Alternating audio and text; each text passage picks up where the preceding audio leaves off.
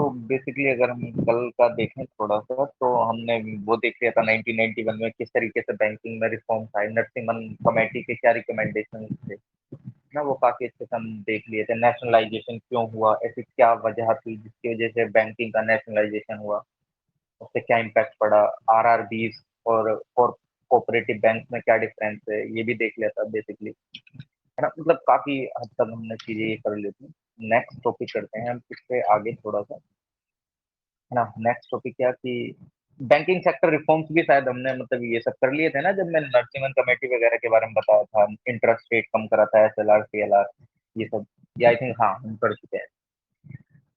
तो आगे बढ़ते हैं थोड़ा-सा, है ना?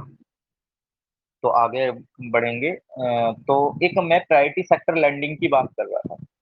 प्रायोरिटी सेक्टर लेंडिंग, तो बेसिकली अगर मैं प्रायोरिटी सेक्टर लेंडिंग की मैं बात करूँ, तो मैं हमेशा यही बोलता हूँ कि अगर हमें कोई भी चीज़ समझनी हो, तो सबसे पहले हम उस टर्म को तोड़ लेते हैं, एक जिससे कि हमारे एक कॉमन सेंस भी काम करे। इफ अगर हमको वो टर्म याद भी नहीं आ रही है, मान लो मैंने कोई टर्म पढ़ रखी है और मेरे को वो याद नहीं आ रही है, तो मैं बेसिकली क्या करूँगा कि मैं उसका एक बार शब्द का मीनिंग निकालने की कोशिश करूँगा, तो मोस्ट ऑफ द टाइम वो चीज़ वर्क कर जाती है।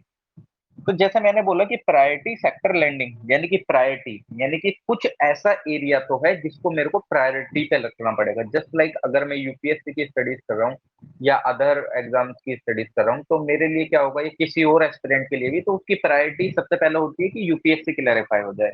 उसके बाद उसकी अदर प्रायोरिटीज होती है कि अगर मेरा प्लान ए वर्क नहीं करा यूपीएससी वाला, तो मेरी ये प्रायोरिटी है कि मैं यूपी पीसीएस, बिहार पीसीएस, इन सब की तरफ बढ़ूंगा, जिससे कि एक स्टेबिलिटी रहे मेरे लाइफ में। तो सेम यहाँ पे भी मेरे को प्रायोरिटी शब्द से वही निकल कर रहा है कि कोई ऐसा सेक्शन तो है जिसकी तरफ मेरे को ज्यादा फोकस रहना है। लैंडिंग का मतलब उधार ही है ना, एक सेक्टर यानी कि एक वो गण, है ना, एक तरीके से समझ सकते हैं। तो एक प्रायोरिटी सेक्टर लैंडिंग होती है जिसमें क्या होता है कि बैंकों को उस वाले सेक्टर में जो भी आपके जस्ट लाइक उनको फर्स्ट प्रायोरिटी पे रखना होता है लोन देने के मामले में, कि इफ अगर कोई बैंक लोन दे रही है तो उसमें क्या रखना होगा कि अगर मान लो कोई एक बिजनेसमैन लोन लेने गया है और वहीं पे एक फार्मर लोन लेने गया है, तो उनकी प्रायोरिटीज होगी कि, या मान लो कि मैं पर्सनल लोन लेने गया हूँ अपने काम से, लेकिन वहां पे और मेरे सामने आ जाता है कि एक एग्रीकल्चर से रिलेटेड लोन लेने जा रहा है एक व्यक्ति, तो उस टाइम पे गवर्नमेंट की प्रायोरिटीज मेरे नहीं होगी, क्योंकि गवर्नमेंट बोल रहा हूँ, बैंक की प्रायोरिटी ये नहीं होगी कि वो मेरे को सबसे पहले लोन इशू करे, लेकिन गवर्नमेंट की वो बैंक की प्रायोरिटी सबसे पहले ये होगी कि वो एग्रीकल्चर से रिलेटेड जो लोन लेना है उसको दिया जाए, है ना। तो इस तरीके से कुछ प्रायोरिटी सेक्टर्स हैं, यानी कि इसके अंदर क्या क्या चीजें आती हैं। जस्ट लाइक अगर मैं बात करूं तो एक तो आपका एग्रीकल्चर को प्रायोरिटी दी जाती है अगर कोई लोन लेने जा रहा है, स्मॉल एंड मीडियम एंटरप्राइजेस जो या पानी रोड वाली वगैरह या रोड वगैरह बनाने से रिलेटेड या वाटर ट्रांसपोर्टेशन से रिलेटेड कुछ हो रहा है, या स्मॉल बिजनेस कोई खोल रहा है, या स्मॉल हाउसिंग लोन ले रहा है, जिसकी स्मॉल हाउसिंग लोन में भी क्या, अगर मैं कल को अपना घर बना रहा हूँ 10 करोड़ का और वहीं पे कोई व्यक्ति 5 5 लाख का लोन ले रहा है अपना घर बनाने के लिए, तो वहां पे क्या होगा, घर तो हम दोनों बना रहे हैं लेकिन सबसे ज्यादा प्रायोरिटी उसको मिलेगी जिसकी हाउसिंग लोन की वैल्यू 10 लाख से कम होगी, है ना। मीन्स अगर मैं 25 करोड़ रुपए लोन लेने जा रहा हूँ अपने घर के लिए, तो मेरे को प्रायोरिटी पे नहीं रखेंगे, वो उसको रखेंगे जिसकी, तो ये क्राइटेरिया भी है, स्मॉल हाउसिंग लोन के लिए उसको सर्वोपरि रखा जाता है जिसकी लोन की वैल्यू 10 लाख से ज्यादा नहीं होती है, कम होती है। सेल्फ हेल्प ग्रुप अगर लोन लेने जा रहे हैं तो उनको उस पर रखा जाता है। एग्रो प्रोसेसिंग इंडस्ट्रीज वगैरह से रिलेटेड कोई कुछ खोल रहा है उनको रखा जाता है। आर्टिसन से रिलेटेड अगर कोई कुछ खोलना चाह रहा है उसको रखा जाता है ना। तो ये सब, या जो एस सी एस टी से रिलेटेड जितने भी ये वीकर सेक्शंस हैं, है ना, वो अगर कुछ लेने जा रहे हैं तो उनको प्रायोरिटीज पर रखा जाता है। तो प्रीलिम्स में बहुत अच्छे से क्वेश्चन भी बन जाता है। इफ अगर मैं आपको बोल दूं कि हाउसिंग लोन पे भी, housing loan is also count under the priority sector, तो प्रायोरिटी में तो मैं, लेकिन आपको वहां पे मैं कंडीशन ये मेंशन कर देता हूँ कि मोर देन 10 लाख नहीं होना चाहिए। तो इसका मतलब ये स्टेटमेंट सही है, क्योंकि 10 लाख से नीचे के जितने भी लोन है हाउसिंग से रिलेटेड, उनको एज अ प्रायोरिटी में काउंट करा जाएगा, है ना। तो ये चीज है। अब क्या होता है कि इससे रिलेटेड एक बार इसमें कुछ नई गाइडलाइन इशू करी गई थी 2015 में, आरबीआई ने दोबारा इसके अंदर कुछ इन्वॉल्वमेंट करी कि आप इस सेक्टर को भी प्रायोरिटी सेक्टर के अंदर काउंट करेंगे। यूपीएससी प्रीलिम्स का बहुत अच्छे से क्वेश्चन शायद इस पे नहीं, लेकिन हाँ प्रायोरिटी सेक्टर से रिलेटेड क्वेश्चन आया था 2015 या 16 का है, मेरे को एग्जैक्ट क्वेश्चन ध्यान नहीं आ रहा है, बट इतना ध्यान है प्रायोरिटी सेक्टर पे बेस्ड था वो क्वेश्चन, है ना। तो 2015 में आरबीआई ने मीडियम एंटरप्राइजेस, सैनिटेशन और रिन्यूएबल एनर्जी से रिलेटेड भी अगर कोई काम हो रहा है, उसको भी प्रायोरिटी सेक्टर के अंदर काउंट करा जाएगा। मतलब यार हमारा फोकस क्या है? मीन अगर आप बात करें तो अभी क्या करा है, अभी मतलब हमारी सरकार ने भी पंचतंत्र बोलते हैं ना, जिसमें कि हमें 2070 तक कोयले को ये कम करना, मतलब पूरा एकदम नेट जीरो कार्बन एमिशन वगैरह ये सब हमको काफी अच्छे से रिन्यूएबल एनर्जी पे फोकस करना है। तो रिन्यूएबल एनर्जी हमारा एक प्रायोरिटी है ना, तो रिन्यूएबल एनर्जी से रिलेटेड अगर कोई मान लो कि solar energy, solar power plant अपने घर पे लगाना चाह रहा है, तो उसको लोन की प्रायोरिटी दी जाएगी। तो ये भी ध्यान रखना, renewable energy also count under priority sector lending, ये ध्यान रखना, है ना। रिन्यूएबल एनर्जी वाली चीज भी आपकी प्रायोरिटी सेक्टर के अंदर में आती है ना। चलिए ठीक है, ये वाली बात। तो अब बैंक, अब यार आप ये बोलेंगे कि हम जैसे कल पढ़ रहे थे कि एक रीजनल रूरल बैंक होती है, कोऑपरेटिव बैंक होती हैं, अर्बन में अर्बन बैंक जैसे लाइक जैसे पीएनबी वगैरह हैं, अगर वो रूरल एरियाज में नहीं है तो रीजनल रूरल बैंक खुल जाती हैं, जो कि उनको बैकअप प्रोवाइड करा के, सपोर्ट प्रोवाइड करा के वो खोली जाती हैं। तो यार हर एक के पास परसेंटेज डिसाइड कर रखा होगा कि पंजाब नेशनल बैंक को आरबीआई ने बोल दिया कि आपको इतने परसेंट लोन प्रायोरिटी सेक्टर को देना है। तो सेम एसबीआई के लिए भी वही चीज होगी, लेकिन रीजनल रूरल बैंक के लिए डिफरेंस हो सकता है, या कोई फॉरेन बैंक हमारे यहाँ काम कर रही है। हाइपोथेटिकली मैं बोल देता हूँ, स्टैंडर्ड चार्टर बैंक जो है वो फॉरेन बैंक है अमेरिका की, अगर वो यहाँ पे काम कर रही है और वो लोन प्रोवाइड वगैरह करा देती है, तो वो कैसा होगा? या एचएसबीसी बैंक है, ये कोई भी बैंक है, तो उनके लिए प्रायोरिटी सेक्टर डिफाइंड है। तो कैसे, मैं आपको बता देता हूँ। इंडिया में जो भी बैंक हैं, चाहे आप किसी से भी लोन लेने जा रहे हैं, चाहे आप पीएनबी से बैंक से लोन लेने जाएं, एसबीआई से लेने जाएं, आईसीआई से लेने जाएं, किसी से भी लेने जाएं, इंडिया में 40%, मतलब मान लो अगर कोई बैंक 100 करोड़ रुपए लोन इशू कर दिया, मैं आपको इसको बताऊंगा कि आप अपनी लाइफ में भी इस चीज को देखते होंगे डे टू डे की चीजों में। मान लो कोई बैंक 100 करोड़ रुपए इशू कर रही है, तो उसमें से उसको 40 करोड़ रुपए मिनिमम, मतलब 40%, 100 करोड़ का 40% लोन उसको प्रायोरिटी सेक्टर में इशू करना है। ऐसा नहीं है कि 100 करोड़ का 100 करोड़ वो बिजनेस में दे दे। यार जो हमारी सरकार का जो सपना है कि एक तरीके से हमें काफी अच्छे से स्मॉल स्केल इंडस्ट्रीज को आगे लेकर आना है, या एग्रीकल्चर फील्ड को मैकेनाइज करना है फुल्ली तरीके में, अगर आप उन लोगों को प्रायोरिटी पे रख के लोन नहीं दोगे, तो जो हमारा एक गवर्नमेंट का सपना है वो तो पीछे रह जाएगा, है ना। तो इसलिए जो गाइडलाइंस है क्या कि 40% बैंकों को प्रायोरिटी सेक्टर लेंडिंग में, मतलब हर साल 40% मिनिमम देना ही देना है। ऐसा नहीं कि 100 का 100% आप बिजनेसमैन को दे दे रहे हैं, है ना। तो ये वाली चीज हो जाती है। चलिए ठीक है, 40% उसमें हो जाती है। अब उसके अंदर भी कुछ कैटेगरी है, 40% के अंदर भी, 40% के अंदर भी क्या कैटेगरी है कि 18% जो है, 40% में से 18% लोन आपका एग्रीकल्चर सेक्टर को जाना चाहिए। मतलब 40% में से जो 40% का जो क्राइटेरिया है, उसके अंदर जो 18% है, उसमें से भी 18% आपका एग्रीकल्चर को जाना चाहिए, है ना। और जो मतलब बेसिकली, और जो बाकी अदर जस्ट लाइक लोन है, जस्ट लाइक आप मान लो कि उसमें से जो कुछ 25% के आसपास आई थिंक वो जाता है वीकर सेक्शन को, है ना। और बाकी अदर चीजों में आप दे सकते हैं, चाहे आपका रिन्यूएबल एनर्जी हो, या आपका ट्रांसपोर्टेशन से रिलेटेड हो, रोड से रिलेटेड हो। इसमें ये ध्यान रखना कि 18% एग्रीकल्चर को जाना ही जाना है। फॉरेन बैंक्स के लिए ये कुछ थोड़ा सा कम है। फॉरेन बैंक के लिए कम थोड़ा सा क्या है कि उनको 100 करोड़ में से, यानी कि 100% में से 32% प्रायोरिटी सेक्टर लैंडिंग रखना होता है।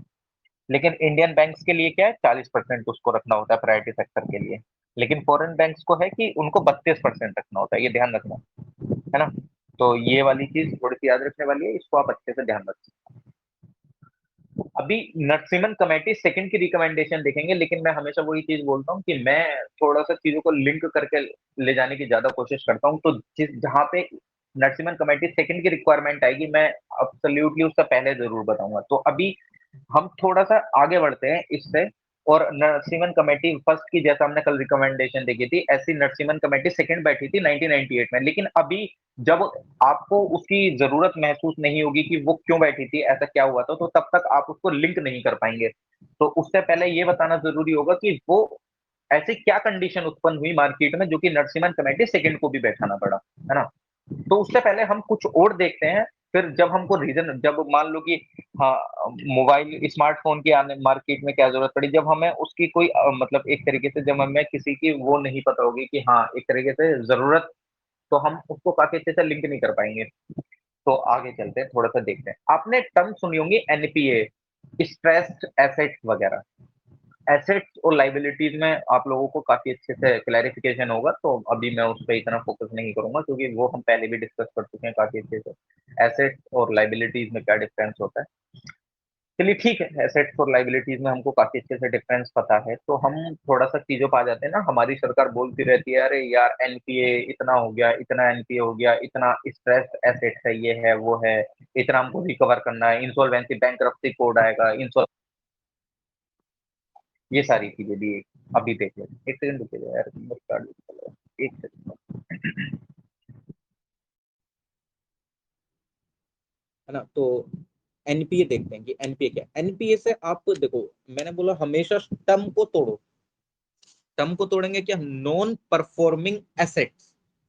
एसेट यानी कि वो एसेट जो कि परफॉर्म नहीं कर रहा है। अब परफॉर्म कहाँ नहीं कर रहा है, क्या वो डांस कर रहा था क्या, या वो सिंगिंग कर रहा था जो वो परफॉर्म नहीं कर रहा है इन द सेंस।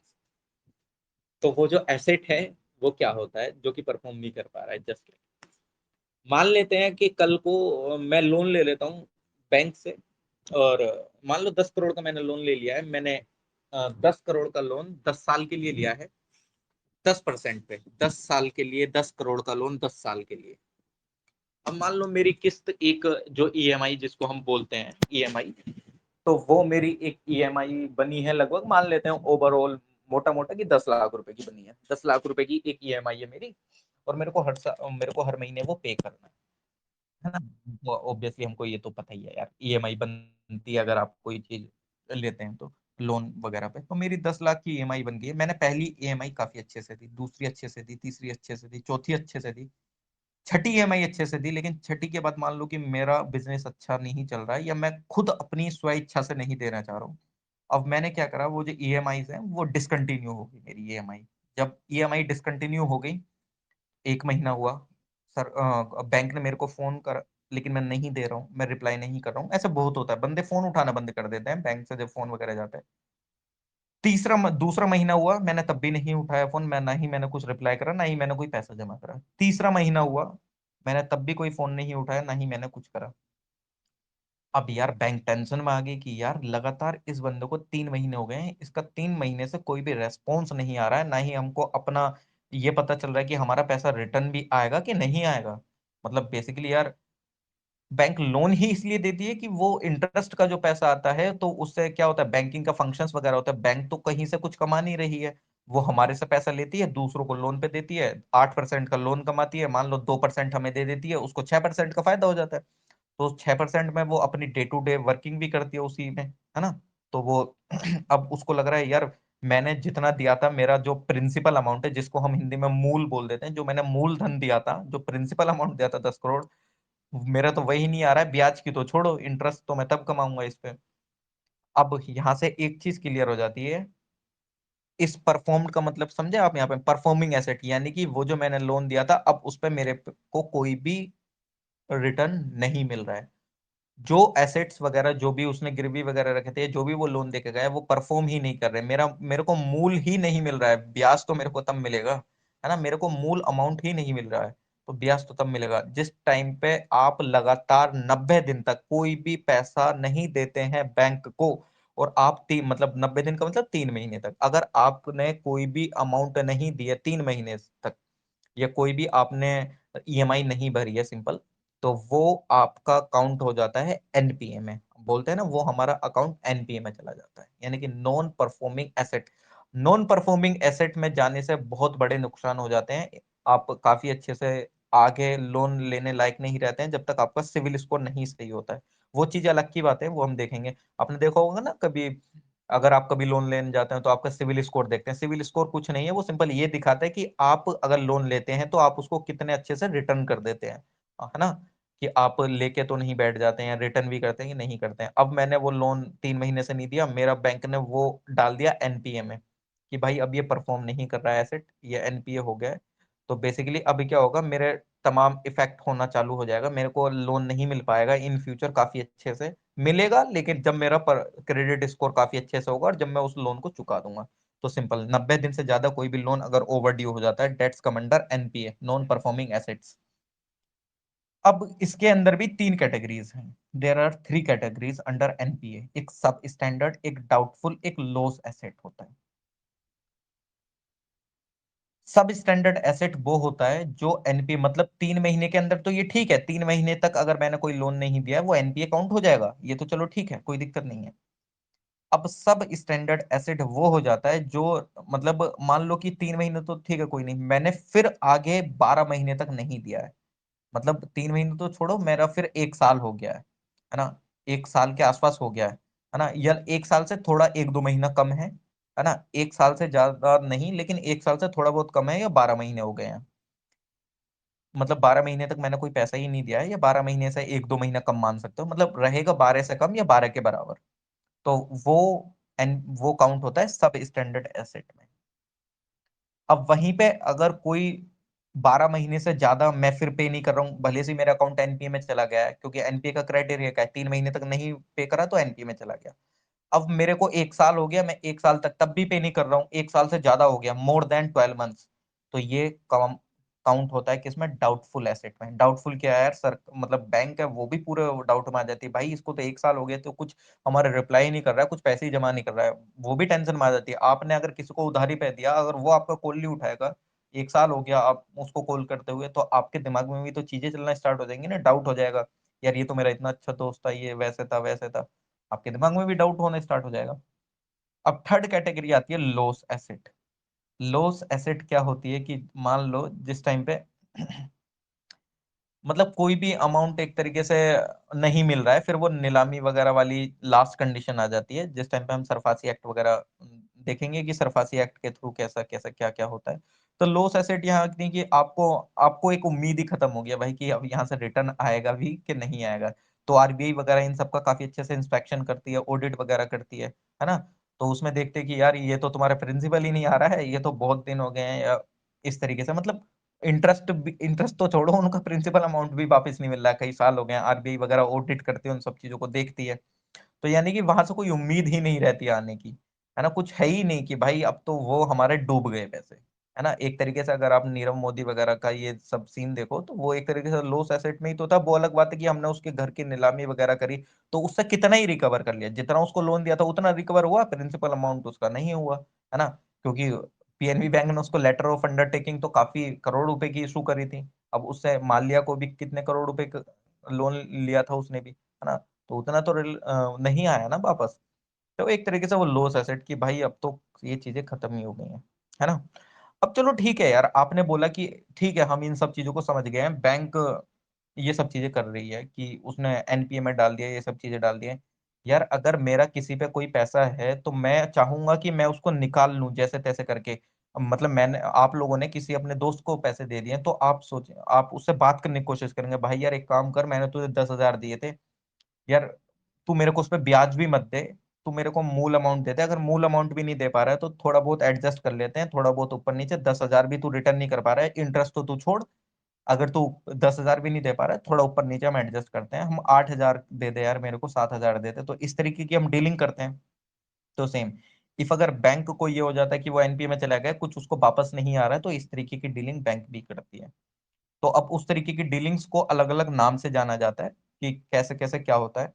एक होती है 5/25 रिफाइनेंसिंग, एक होता है आपका एस मतलब एआरसी जो कि 2002 में आया था, पहले मैं सिंपल ऐसे ही बता दे रहा हूँ क्या क्या किन किन वे से बैंक आपके पैसे निकालने की सोचती है। तो एक 5/25 रिफाइनेंसिंग, एक एआरसी होता है, एक एसटीआर स्टार्ट कराया गया था 2015 में, एक एक्यूआर होता है, एक S4A होता है, S4A scheme for sustainable structuring of stressed asset, है ना। फिर उसके बाद आप पारा पढ़ेंगे, public sector asset rehabilitation agency के बारे में, फिर उसके बाद हम देखेंगे इंसॉल्वेंसी एंड बैंक्रप्सी कोड से रिलेटेड क्या चीजें थी क्या चीजें नहीं आई हैं।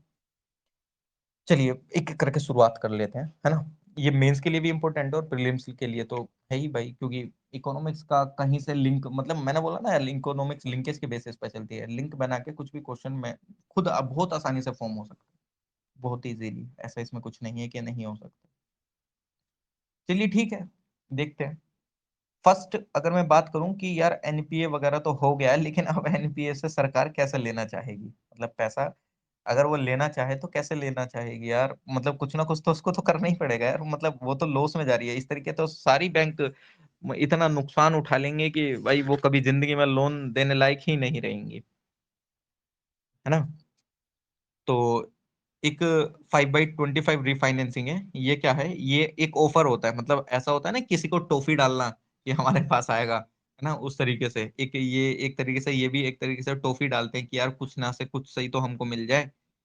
वो क्या करते हैं, ये पहले की स्कीम थी जो कि चालू करी गई थी, अभी भी ऐसा भी करते हैं, ऐसा नहीं है, अभी भी करते हैं, एडजस्टमेंट कर लेते हैं। वो बोलते हैं भाई एक काम करो, मैंने बोला ना 5/25, 5/25, इसका मतलब सिंपल ये है कि एक काम करते हैं, तुम्हारा लोन जो है 10 करोड़ का, आप उसको नहीं दे पा रहे हैं, तो हम क्या करते हैं, हम आपके लोन के टेन्योर को बढ़ा देते हैं। आपने मान लो 5 साल के लिए लोन लिया है ना, तो हम क्या करेंगे, हम इसका टेन्योर बढ़ा देते हैं और मतलब मान लेते हैं हम इसका टेन्योर बढ़ा के 25 साल कर देते हैं। 5/25 ये इसीलिए बोला जाता है, हम इसका टेन्योर बढ़ा के 25 साल कर देते हैं। लेकिन एक चीज आपको हमारी माननी पड़ेगी, ठीक है आप उस टेन्योर में हमको लोन इशू करिएगा, कोई दिक्कत नहीं है, हमने आपको बढ़ा दिया है कि मतलब कुछ ना से कुछ सही तो हमारे पास आएगा। लेकिन हम क्या करेंगे, हर 5 साल में इंटरेस्ट रेट तय करेंगे कि हमें कितना इंटरेस्ट लगाना है, कितना नहीं लगाना है, इस सब के अनुसार। क्यों, मान लो कि आपको 25 साल का टेन्योर बढ़ा के दे दिया और आपने 5 साल के अंदर काफी, मतलब मान लो 60 से 70% लोन दे दिया उनको रिटर्न, तो फिर 5 साल बाद वो इंटरेस्ट रेट को थोड़ा फ्लक्चुएट कर लेंगे। फिर उसके बाद मान लो काफी अच्छे से आप नहीं दे पाए, फिर वो उसके अनुसार इंटरेस्ट रेट को ऊपर नीचे करेंगे, है ना। तो उन्होंने बोला कि आप 25 साल का हम आपको टेन्योर बढ़ा देते हैं, बट मतलब हम 5-5 साल में इंटरेस्ट रेट को डिसाइड करते रहेंगे कि किस हिसाब से कितना हम आपको देंगे, मतलब कितना हम आपसे इंटरेस्ट लेंगे बेसिकली, है ना। तो वो चीजें म्यूचुअली डिसाइड होकर होता रहेगा। चलो ठीक है, ये सब चीजें तो हो गई। ये 5/25 वाली रिफाइनेंसिंग है, ये वन ऑफ द एक सॉल्यूशन है कि हाँ इस तरीके से हम निकाल सकते हैं। अब सेकंड काम आता है एआरसी। एआरसी जिसको बोलते हैं एसेट रिकंस्ट्रक्शन कंपनी। आप नाम से ही समझ गए होंगे रिकंस्ट्रक्शन कंपनी से, यानी कि किसी एक तीसरी कंपनी का इन्वॉल्वमेंट है इसमें, यानी कि कोई मतलब जस्ट लाइक अगर मेरे से कोई काम नहीं हो रहा है तो मैं, जस्ट लाइक जैसे एसएससी है, एसएससी क्या करता है, एसएससी को अगर सीजीएल का एग्जाम कराना हो, एमटीएस का एग्जाम कराना हो, या सीएचएसएल का एग्जाम कराना हो, या दिल्ली सी एसएससी सीपीयू का एग्जाम कराती है वो, तो वो खुद थोड़ी कराती है, वो टीसीएस को पकड़ती है, वो टीसीएस को देती है, टीसीएस अपने हिसाब से एग्जाम कंडक्ट करा के उन कैंडिडेट को सेलेक्ट करके एसएससी को भेज देता है। टीसीएस वही Tata consultancy service, SSC exam conduct नहीं कराता है, एसएससी टीसीएस को दे देता है, वो थर्ड पार्टी उसने पकड़ी, ये काम करो तुम एग्जाम कंडक्ट कराओ, क्वेश्चन भी वही सेटअप करता है, पेपर भी वही सेटअप करता है। अगर आप लोगों ने एसएससी दिया हो तो आप लोगों को पता होगा कि टीसीएस इसका वो कराता है। अब टीसीएस वो कराता है तो बेसिकली वो है तो थर्ड पार्टी, है ना, थर्ड पार्टी है ना वो तो इस तरीके से कुछ ना कुछ तो इसमें भी हुआ होगा।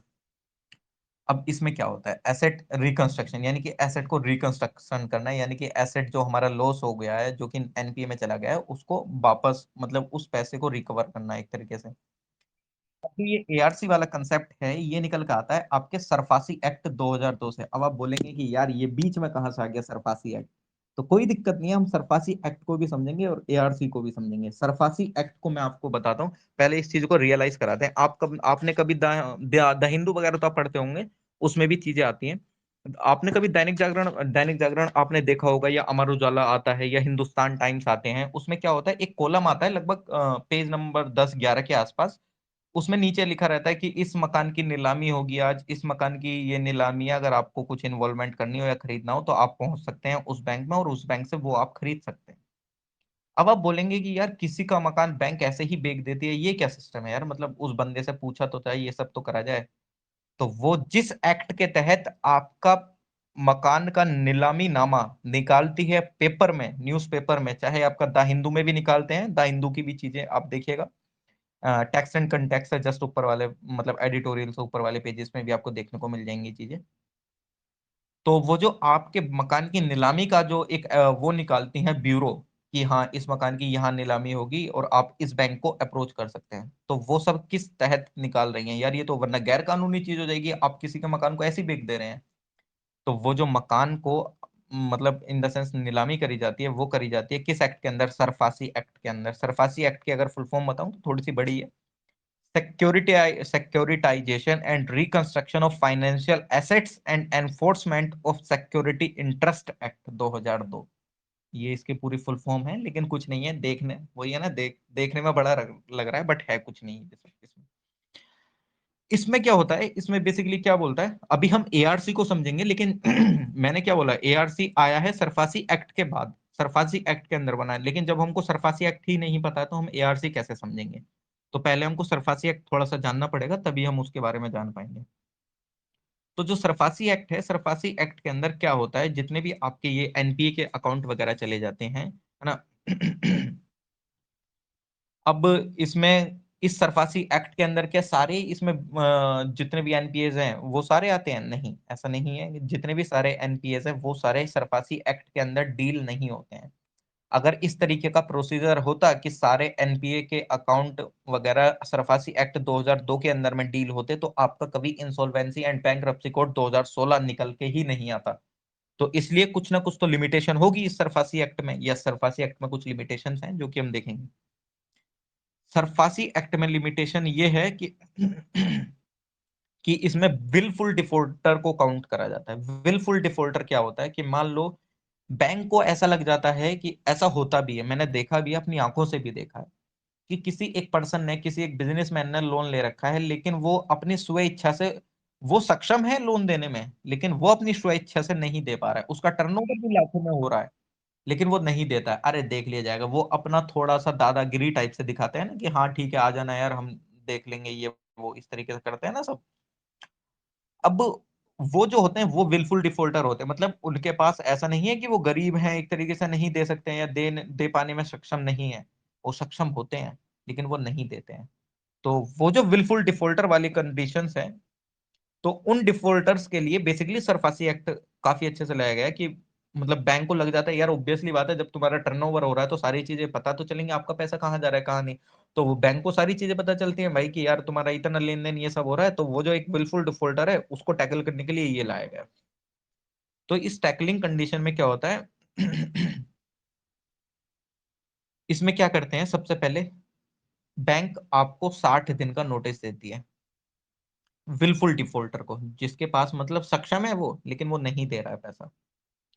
मतलब जस्ट लाइक हमारा दोस्त है, उसके पास है पैसे लेकिन वो नहीं देता है, ऐसे वाला सिनेरियो। तो इस केस में क्या करती है गवर्नमेंट, मतलब बैंक सरफासी एक्ट के अंदर में आपको एक नोटिस इशू करती है। कितने दिन का नोटिस इशू करती है? 60 दिन का, कि विद इन 60 डेज आपसे वो बोलती है कि भाई एक काम करो, आपको मतलब पोस्ट ऑफिस के थ्रू आपके पास नोटिस आता है, और आपको नोटिस में लिखा हुआ था साफ साफ कि 60 दिन के अंदर अंदर जो भी आपका ड्यूज है आप उसको क्लियर कर दीजिए, और फिर बनना बैंक अपने हिसाब से चीजों को करेगी, है ना, जो भी उसकी प्रोसीडिंग्स है। तो बंदा तब भी लाइटली ले लेता है चीजों को, क्योंकि उसको अपना घमंड होता है एक, कि अरे यार दादा, अपनी तो कौन क्या कर लेगा, हमसे बड़ा कौन है, वो वाली चीजें होती हैं। लाइटली ले लेता है चीजों को। 60 दिन के अंदर भी वो नहीं करता है, 60 दिन खत्म हो जाते हैं।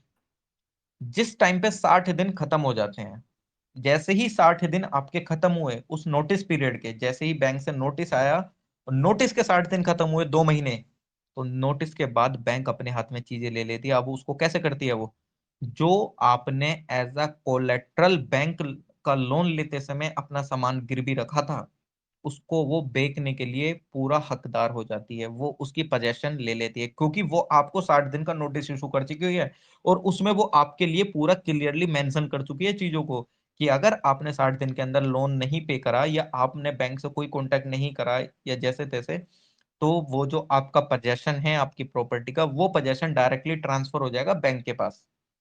अब वो उसको क्या करती है, वो नहीं दे पाता तो वो पोजेशन उसका ले लेती है। अब क्या करती है कि मतलब आप लोगों ने ये शायद सिनेरियो देखा हो कि नहीं देखा हो, लेकिन मैंने ये प्रैक्टिकली चीजें देखी हैं, तो मैं काफी अच्छे से इन चीजों को कनेक्ट कर पाता हूँ। अब क्या करती है बैंक, अपने हाथ में उसने ले लिया उसका पोजेशन, अब बैंक तो बेचने नहीं जाएगी इधर उधर चीजों को, है ना, बैंक तो नहीं देगी। अब बैंक एक क्या करती है, एक बैंक तीसरे व्यक्ति को पकड़ती है। तीसरा व्यक्ति उसमें, अगर मैं अपने उत्तर प्रदेश, वेस्टर्न उत्तर प्रदेश की बात करूं, में क्या होता है कि तहसीलदार वगैरह जो होते हैं ना, बैंक उनको कांटेक्ट करती है। आपने सुना होगा तहसीलदार होते हैं, तहसील में एसडीएम वगैरह, तहसीलदार, नायब तहसीलदार, लेखपाल और पटवारी वगैरह, ये सब पोस्ट होती हैं। तो बैंक तो यार खुद बेचने नहीं जाएगी आपका वो, तो बैंक आपका इन द सेंस कि किसी एक पर्सन को पकड़ती है और पर्सन से उनको बोलती है कि आप इन सब चीजों को मैनेज कर लीजिए, अब इसका हक हमारे पास आ गया है, जो भी आप इससे रिकवर करके आप जो भी बस मतलब रिकवर करिए जैसे तैसे। अभी मैं और प्रोसीजर बताता हूँ कि फिर क्या होता है क्या नहीं। अब इन द सेंस कि अगर वो उन्होंने तीसरे व्यक्ति को पकड़ लिया है ना, तीसरे व्यक्ति को वो बोलते हैं कि कि आप एक काम करो कि ये हमको करके दो। अब वो उसमें तीसरा व्यक्ति आपके वहां का तहसीलदार, आपके तहसील में से भी कोई व्यक्ति हो सकता है, वरना एक तीसरी चीज क्या होती है, एक कंपनी एस्टेब्लिश होती है इन काम के लिए, जो कि होती है क्या, एआरसी। अभी मैं बोल रहा था ना अभी स्टार्टिंग में, एआरसी, एआरसी किस एक्ट के अंदर में बनी है, सरफासी एक्ट 2002 के अंदर में। तो उस सरफासी वो जो एक्ट है वो पावर देता है उसको क्या, कि एक ऐसी जो ये क्या नाम है, एसेट रिकंस्ट्रक्शन कंपनी है, ये क्या करती है, जो सरफासी एक्ट के अंदर उन्होंने नोटिस इशू करा था और वो नोटिस में उन्होंने पैसे जमा नहीं करा, तो अब उसकी पोजीशन उनके पास आ गई है। तो बैंक उसको खुद बेचने तो नहीं जाएगी, नीलाम तो नहीं करेगी, तो वो क्या करती है, वो जो जितनी भी ये मतलब एक तरीके से जो इन सब चीजों को मैनेज वाली कंपनी होती है, जैसे कौन सी, एसेट रिकंस्ट्रक्शन कंपनीज, इनको वो ये सारी चीजें प्रोवाइड कर देती कि भाई आप इसको हैंडल करिए। अब आप बोलेंगे कि ये कंसेप्ट क्या इंडिया में पहला नया है क्या, नहीं, ये कंसेप्ट नया नहीं है, ये यूएसए में भी अपनाया जाता है। यूएसए में भी ये कंसेप्ट अपनाया जाता है। अब इसमें क्या होता है कि मान लो एसेट रिकंस्ट्रक्शन कंपनी को दे दिया, एसेट रिकंस्ट्रक्शन कंपनी को देके वो उसकी नीलामी वगैरह, मतलब सारी चीजें जैसा होता है ना इंडिया में भी, प्राइम मिनिस्टर चीजें करता है, लेकिन होती किसके नाम पे, बैंक के नाम पे। अब एसेट रिकंस्ट्रक्शन कंपनी उस चीजों को, प्रोसीजर को लेके चलेगी, मतलब उसको बेचने की प्रक्रिया को करेगी, न्यूज़पेपर में निकलवाना है, किसके नाम से निकलती है, बैंक के नाम से निकलती है ना। अगर पंजाब नेशनल बैंक से आपने लोन ले रखा है, तो पंजाब नेशनल बैंक के नाम से उसमें वो निकलता है, क्या नाम है, एड, है ना। तो होंगी सारी बैंक के नाम पे ही चीजें, लेकिन करेगा कौन, जो थर्ड पार्टी है, कौन सी, एसेट रिकंस्ट्रक्शन कंपनी जो है, जो इस तरीके की रिकवर करते हैं इन चीजों को। अब आप बोलेंगे कि यार मान लो कि अगर विलफुल डिफॉल्टर है कोई और उसने 10 लाख का लोन लिया है और उसने जमा कर दिया है 5 लाख, और उसके सिर्फ 5 लाख रुपए बचे हैं जमा होने से, लेकिन उसका जो मकान है, उसके मकान की कीमत 20 लाख रुपए है। तो बैंक को चाहिए थे अपने 5 लाख रुपए, और मकान बिक रहा है 20 लाख में। अब 20 लाख में जब वो मकान बिक रहा है और बैंक अपने 5 लाख काट लेगी, अब बैंक ने अपने 5 लाख काट लिए, तो 15 लाख रुपए वो कहाँ जाएंगे, 15 लाख रुपए वो कहीं नहीं जाते हैं। 15 लाख रुपए किसके अकाउंट में ट्रांसफर होते हैं, जो बंदे, जिस बंदे का वो मकान होता है, जिस जिस पर्सन का वो मकान होता है ना, वो उसके अकाउंट में वो पैसे ट्रांसफर होते हैं, है ना। यार ऑब्वियसली बात है, मकान की जो एक सरकारी कीमत होती है और जो एक प्राइवेट कीमत होती है, उनमें जमीन आसमान का फर्क होता है। दिल्ली में जो ये आपके ये जो फ्लैट वगैरह होते हैं, सरकारी कीमत में होते हैं 30 लाख के, लेकिन जो ये प्राइवेट कीमत पे बिकते हैं 60-60, 70-70, 1-1 करोड़ पे की कीमत पे बिकते हैं, है ना।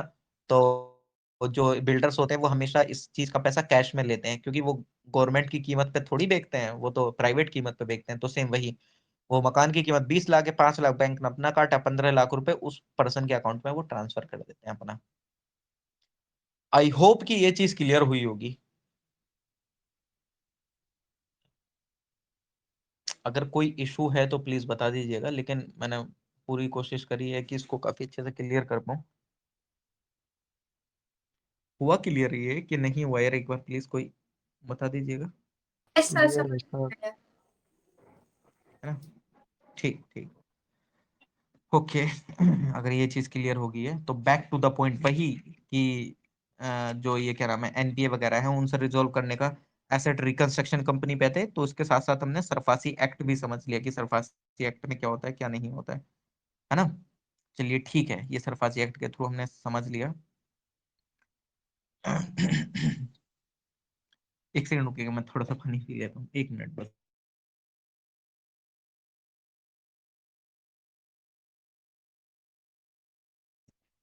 ठीक है। है ना, हमने एक 5/25 रिफाइनेंसिंग देख लिया, सेकंड एआरसी देख लिया, और इसके साथ साथ सरफासी एक्ट भी देख लिया है। तो अब आप चीजों को रियलाइज कर पाएंगे, चीजों को जब आप न्यूज़पेपर देखेंगे, जब आप उसमें इस्तीफा वो देखते हैं ऐड, तो आप उन चीजों को विजुलाइज का आप उन चीजों को काफी अच्छे से क्लेरिफाई कर पाएंगे कि ओके अच्छा इस वजह से ये आया है, ये सरफासी एक्ट। एक एसडीआर होता है, स्ट्रेटेजिक डेप्थ रीस्ट्रक्चरिंग। अब ये क्या पॉलिसी थी, आरबीआई ने अपनाई थी ये पॉलिसी सन 2015 में। इसके अंडर में क्या होता है कि मान लो कोई एक कंपनी है, वो पैसे नहीं दे रही है, और वो पैसे नहीं दे रही है, तो वो जो डेट मतलब मान लो 10 करोड़ का लोन लिया है, वो पैसे ही नहीं दे पा रही है, 1-2 करोड़ रुपए उसने दे दिया, 8 करोड़ रुपए का लोन अभी भी है। तो वो कंपनी कोई भी है, मान लो कि वो मैन्युफैक्चरिंग करती है पल्स की टॉफी की, मान लो, है ना, पल्स की टॉफी की मैन्युफैक्चरिंग करती है, तो अब क्या होता है, वो दे ही नहीं पा रहे हैं लोन वगैरह, तो वो जो जितना अमाउंट का लोन वगैरह होता है ना, अब क्या होता है कि वो जो कंपनी का मतलब वो कंपनी लोन नहीं दे पाती है, तो वो जितना पैसा होता है उस पैसा वो पैसा डायरेक्टली इक्विटी में कन्वर्ट हो जाता है, यानी कि वो पैसा मतलब जो पैसा उसने मतलब जो बैंक है वो उस कंपनी में 51% इक्विटी की मालिक बन जाती है, अपने आप को एज अ ओनर घोषित कर देती है। क्यों? क्योंकि यार उसने एज अ कोलेट्रल अपनी कंपनी को वहां पे रख के लोन लिया था, है ना, अगर लेटर ऑफ अंडरटेकिंग भी इशू कराया या फॉरेन बैंक में, ये सब फॉरेन कंट्रीज में अगर वो कुछ खोल रहा है, तो आरबीआई ने ये स्कीम निकाली कि वो जो है ना, क्या नाम है, वो जो उसका डेट है, वो क्या होगा, डेट चलो वो दे नहीं पा रहा है, लेकिन वो 50% इक्विटी ले लेती है। इक्विटी इन द सेंस कि अगर जितना भी प्रॉफिट वगैरह होगा, अभी हम देखेंगे फाइनेंशियल मार्केट जिस टाइम पे पढ़ेंगे, तो 51% इक्विटी में वो कन्वर्ट हो जाता है, यानी कि अगर वो 100 रुपए कमा रही है, 51 रुपए बैंक के पास आएंगे, 49 रुपए उसके पास जाएंगे, और डिसीजन भी उसका चलेगा जिसके पास सबसे ज्यादा इक्विटी होगी इन द सेंस, है ना। तो 50% इक्विटी की वो मालिक बन जाती है। लेकिन इससे भी कुछ फायदा नहीं हुआ, 2016 तक इस तरीके की दो कंपनीज को ओवरटेक करा गया, लेकिन इतना कुछ पैसा रिकवर नहीं हुआ। ये प्लान भी इस तरीके से चला नहीं काफी अच्छे से, है ना, मतलब ये प्लान भी ज्यादा लंबा नहीं चला काफी अच्छे से। तो फिर इसके बाद अलग चीजें निकल के आ जाती हैं। अलग चीजें जैसे कि अगर आप देखें, एक AQR निकल के आया था, asset quality review. Asset quality review की एक तरीके से क्या करेगा, एसेट क्वालिटी रिव्यू का मतलब क्या है कि आरबीआई जितना भी ये बैंक लोन दे रही है, क्या नाम है, जस्ट लाइक जैसे पीएनबी, एसबीआई, ये सब ये जो लोन दे रही हैं, क्या ये हमेशा उन्हीं व्यक्तियों को लोन दे रही हैं क्या, जो लोन रिटर्न ही नहीं कर पा रहे हैं। तो उस तरीके का एक रिव्यू करेगा आरबीआई, जिससे कि ये क्लैरिफाई करेगा कि भाई यार लोन तो तुम ढंग से दे लो, कि ये किसी को भी लोन पकड़ा दे रहे हो, उसके पीछे की जांच वगैरह करते हो कि नहीं करते हो। तो इस तरीके से वो एसेट क्वालिटी का एक रिव्यू करा जाता है आरबीआई के द्वारा, है ना। बोलते हैं ना, जिस टाइम पे बैंक लास्ट में बैंकों का रिव्यू होता है, तो उस चीज में इन सब चीजों का भी रिव्यू होता है कि लोन तुम किस किस को दे दे रहे हो। मुंह उठा के आप तो किसी को भी दे दे रहे हो जो रिटर्न नहीं कर पा रहा है, जो रिटर्न करेगा उसको तो आप दे ही नहीं रहे। आप देखते हैं ना, अगर आप लोन लेने जाएं, एक आम व्यक्ति लोन लेने जाता है तो उसको तमाम प्रोसीजर के थ्रू गुजरना पड़ता है, तमाम ये पेपर वो पेपर, ये पेपर वो पेपर पूरा करता करता रह जाता है, उसको लोन पता नहीं कब मिलता है। लेकिन वहीं पे एक बिजनेसमैन लोन लेने जाता है, आसानी से मिल जाता है। तो वही चीज है, उसका रिव्यू वगैरह होता है कि आप लोन काफी अच्छे से दे भी रहे हैं कि नहीं दे रहे हैं। यार गले में क्या हो जाता है मेरे। है ना, तो ये एसेट क्वालिटी रिव्यू वाली स्कीम थी, 2016 तक वगैरह तक ये थोड़ा सा सही चली। उसके बाद इसमें कुछ रेक्टिफिकेशन भी करा गया, बट इतना अच्छे लेवल पर रेस्पॉन्स वगैरह नहीं निकल के आ रहा था। फिर S4A स्कीम करके चलाई गई, scheme for sustainable structuring of stressed asset, ये 2016 में करी गई। उसने ये एक तरीके से एक एजेंसी बनाई गई। एजेंसी का काम क्या था कि वो एक तरीके से वो डिसाइड करती थी कि मतलब वो ये बताती थी बैंक को कि कितना बैंक के लिए मतलब कितना बैंक एनपीए वगैरह को झेल सकती है ना। अगर मान लो उसने 100 करोड़ के 100 करोड़ रुपए का लोन दे दिया है और वो उसको वापस ही नहीं मिल रहा है, तो वो चीज गलत हो जाती है। तो एक ये रिव्यू करके बताती है कि हाँ बेसिकली आप कितना अमाउंट वगैरह से आप कितना झेल सकते हैं, एक 1 ईयर के अंदर कितना एनपीए आपको हो सकता है एक तरीके से। तो मतलब ये काफी अच्छे से इतना काम नहीं कर पा रहे थे, तो बाद में आपका निकल के आ जाता है क्या, इंसॉल्वेंसी एंड बैंकरप्सी। तो बेसिकली हमने देखा कि बैंक ने भी अपनी तमाम चीजें अपनाई थी जिस टाइम पे वो एनपीए को डील नहीं कर पा रही थी, जैसे कि जो कि अभी 5/25 रिफाइनेंसिंग का देखा, एआरसी देखा, एसेट रिकंस्ट्रक्शन कंपनीज जो कि किसके अंडर आती है, सरफासी एक्ट 2002 के अंदर में स्टैब्लिश करी गई थी। उसके बाद एसडीआर देखा, स्ट्रेटेजिक डेट रिस्ट्रक्चरिंग, AQR देखा, एसेट क्वालिटी रिव्यू देखा, S4A देखा। तो यानी कि ये कुछ प्रावधान अपनाए गए थे आरबीआई के द्वारा जिससे कि एसेट्स को कम करा जाए, मतलब एनपीए में ज्यादा ना जाए। चलो ठीक है, ये बात भी हम समझ लेते हैं कि ये चीजें आपने सही बोली हैं कि एनपीए में ना जाए चीजें, तो उसके लिए ये चीज बैठाई गई। एक आता है पारा। पारा बोलेंगे, पारा तो यार हिंदी में मरकरी को बोलते हैं, ये क्या बोल रहे हो पारा। ये पारा वो वाला पारा नहीं है जो आपके मरकरी थर्मामीटर वगैरह का होता है, ये पारा दूसरा वाला है। ये पारा है public sector asset rehabilitation agency. Public sector asset rehabilitation agency. यार मतलब एजेंसी एजेंसी कुछ कर रहे हो, यानी कि कोई थर्ड पार्टी का इशू है क्या इसमें भी। हाँ ऑब्वियसली होगा, लेकिन उससे पहले आप मेरे को एक चीज बताओ, बोर तो नहीं हो रहे हो चीजों को लेके, या कुछ ऐसा कोई दिक्कत वगैरह आ रही हो या कुछ भी A to Z, तो प्लीज मुझे बता दीजिएगा, फिर उसी हिसाब से लेके चलेंगे चीजों को। कोई भी, Vani ma'am, Vivek Kumar Nath sir, Suman M, Shubham sir, Arnav Raj AK, Priya Patel ma'am, Vikram sir, Mani ma'am, as such कुछ। सर क्लियर है। आ रही है ना चीजें समझ में, बोर बोर तो फील नहीं कर रहे हो कि यार मतलब क्या पका नहीं रहे नहीं पकाए जा रहे नहीं हो वो सर, वाली अरे ऐसा चीजें। कुछ नहीं है, सब इम्पोर्टेंट ही पढ़ा रहे हैं सर। हाँ। नहीं सही ठीक है, एक ठीक। अच्छा ओवरव्यू दे रहे हैं आप। ठीक है ठीक है, फिर हम आगे चलते हैं। अब वो पारा मैंने बोला, तो पारा से क्या समझ आ रहा है, मतलब मान लो मैंने ये फुल फॉर्म ही बोल दी, public sector asset rehabilitation agency, आपको क्या समझ आ रहा है, एक आप अपनी बेसिक अंडरस्टैंडिंग बताएंगे।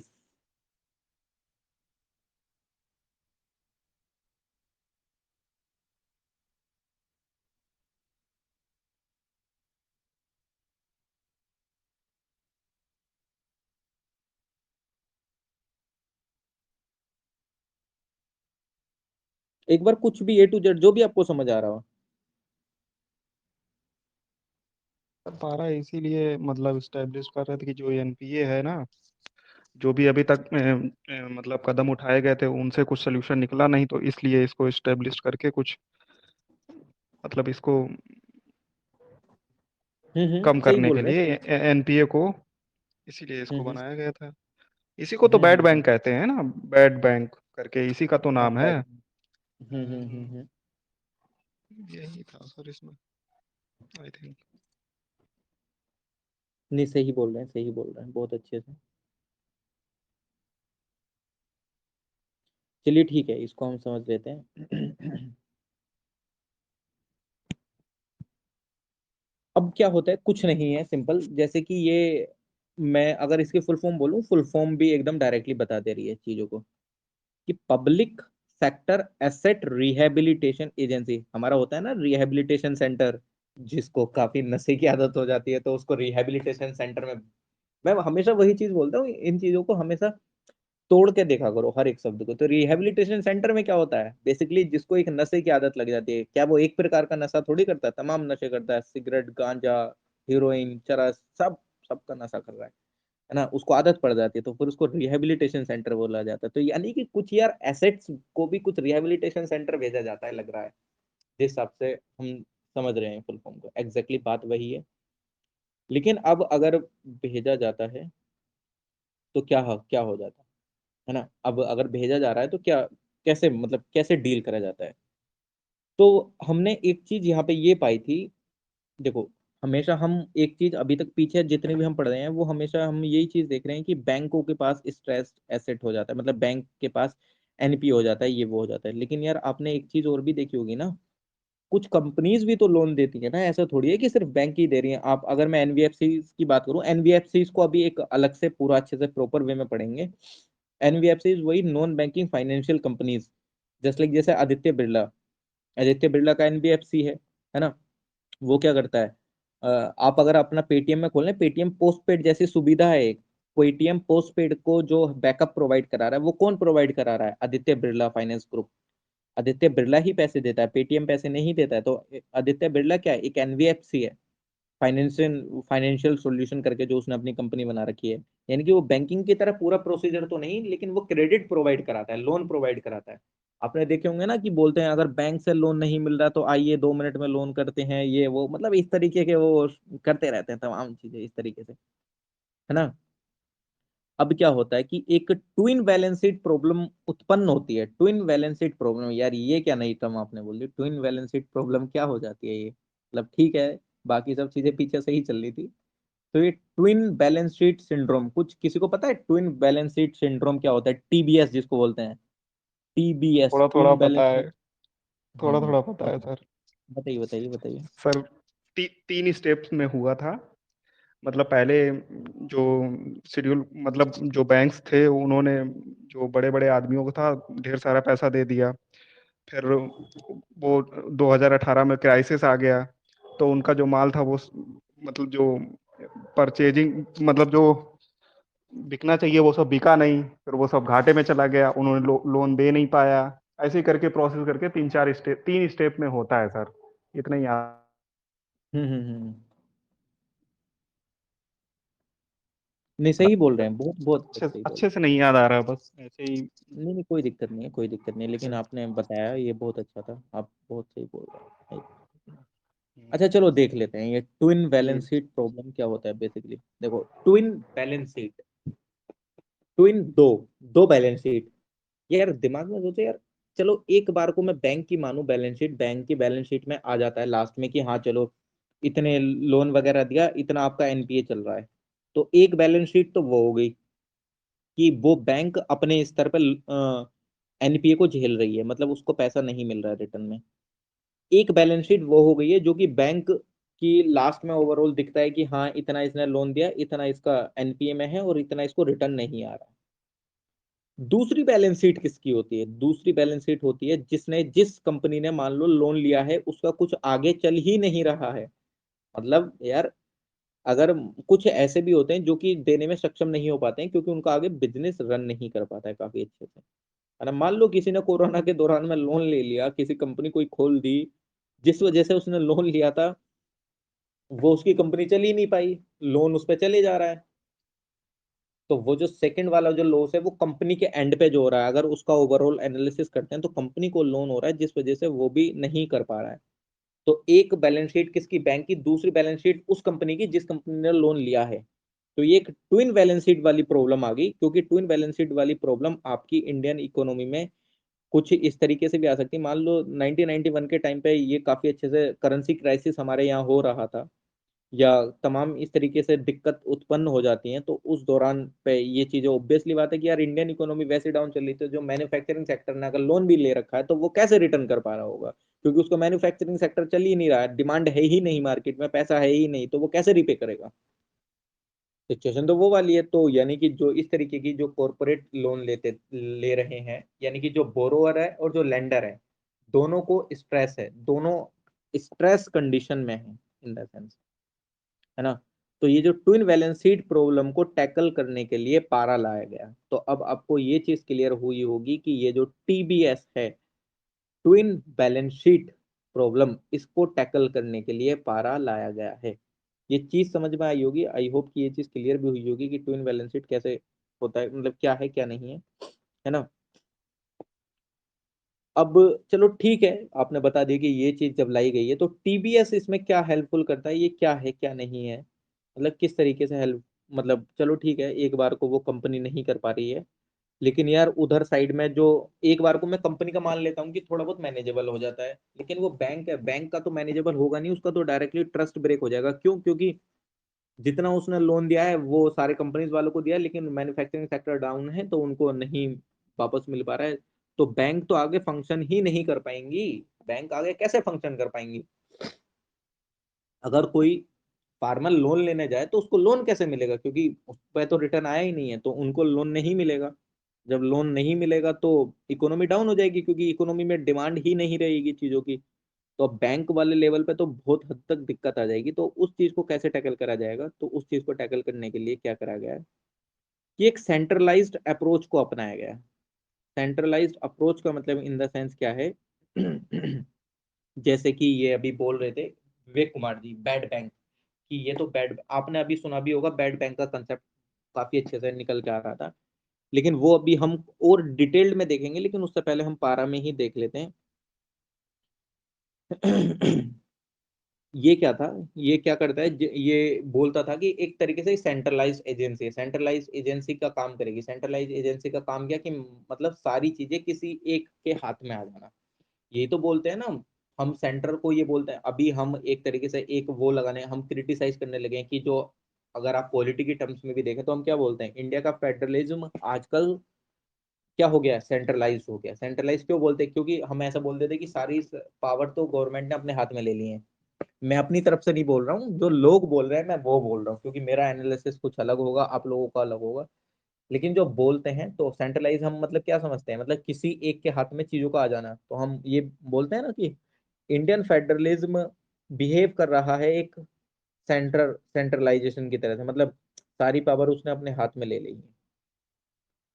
तो सेम चीज यहाँ पे होती है कि ये एक सेंट्रलाइज एजेंसी की तरह काम करती है। उसको बोलते हैं कि जितना भी डेट है ओवरऑल कंपनीज का, चाहे आपका कंपनीज इन द सेंस जो बैंक है, PNB bank, SBI bank, ICI, जितने भी टोटल बैंक है उनका एक तरीके से आप पूरा डेट लीजिए और उस डेट को रिकवर आप करिए। मतलब इफ अगर बैंक लोन भी देगी उसको रिकवर भी करेगी, तो वो तो एक बहुत बड़ा प्रोसेस हो जाएगा, बैंक अपना नॉर्मल बिहेव नहीं कर पाएगी, है ना। अब वो उसको सेंट्रलाइज्ड वे में करती है और उसको काफी अच्छे से डीलिंग भी करती है ना। अब वो कंपनी कैसे क्या करती है इसका ये प्रोसेस होता है बेसिकली, जब उसने अपने हाथ में ले लिया है तो वो पहले मतलब जो जिन्होंने लोन दिया है उनसे बात करने की भी कोशिश करती है ना। एक तरीके से ऐसा समझो एक मीडिएटर की तरह भी ये परफॉर्म करती है। अभी इस चीज को डिटेल्ड में और समझेंगे जिस टाइम पे हम बैड बैंक का कंसेप्ट समझेंगे। ये भी एक तरीके से बैड बैंक की ही तरह था कि एक तरीके से जितना भी डेट था वो उनके हाथ में आ गया, अब वो अपने आप रिकवर करने की कोशिश करेंगे। लेकिन आप बोलेंगे जब ये काफी अच्छे से काम कर रहा था तो फिर इंसॉल्वेंसी एंड बैंकरप्सी कोड क्यों आया। तो जिस टाइम पे अभी इसमें कुछ कमियां रही होंगी, ऑब्वियसली बात है कुछ ना कुछ कमी जरूर रही होगी, जिसकी वजह से ये हमारा आज के टाइम पे अगर हम देखते हैं करंट में, तो बैड बैंक और आईबीसी जैसे कंसेप्ट निकल के आए हैं। तो सिंपल आपको इतना समझ आया कि पारा एक तरीके से एजेंसी का काम करता था कि जितना भी डेट होता था बैंकों का वो उनको एक साथ लेके उनको रिजोल्व करने की कोशिश करता। अब वो अपने हिसाब से कुछ लोन को सेपरेट भी कर लेता था कि हाँ यार इस लोन के निकलने के चांसेस ज्यादा हैं, इसके नहीं है ना। अब मतलब तमाम चीजों को अपनाता था, लेकिन अब उसके मतलब उस वे में ये इफिशिएंटली वर्क नहीं कर पा रहा था, है ना। जिस वे में इसको इफिशिएंटली वर्क के लिए उतारा गया था मार्केट में, लेकिन नहीं कर पा रहा था, और कुछ दिक्कतें आई जिसकी वजह से आईबीसी वगैरह को लाया गया। आईबीसी के प्रोसेस को समझते हुए काफी अच्छे से आप चीजों को समझ जाएंगे, है ना। तो पारा का एक बेसिक अंडरस्टैंडिंग मैंने आपको दी है जिस वजह से ये लाया गया था और क्यों लाया गया था, है ना। ठीक है, पारा वाली चीजें समझ में आती हैं, तो हम आईबीसी पे चलते हैं। आईबीसी क्या है, आईबीसी को हम जानते हैं insolvency and bankruptcy code. Can you differentiate between insolvency and bankruptcy. अगर कोई भी मेरे को बताए इंसॉल्वेंसी और बैंकरप्सी में क्या डिफरेंस है, कोई भी A to Z कोई भी बताइएगा प्लीज, एनीवन।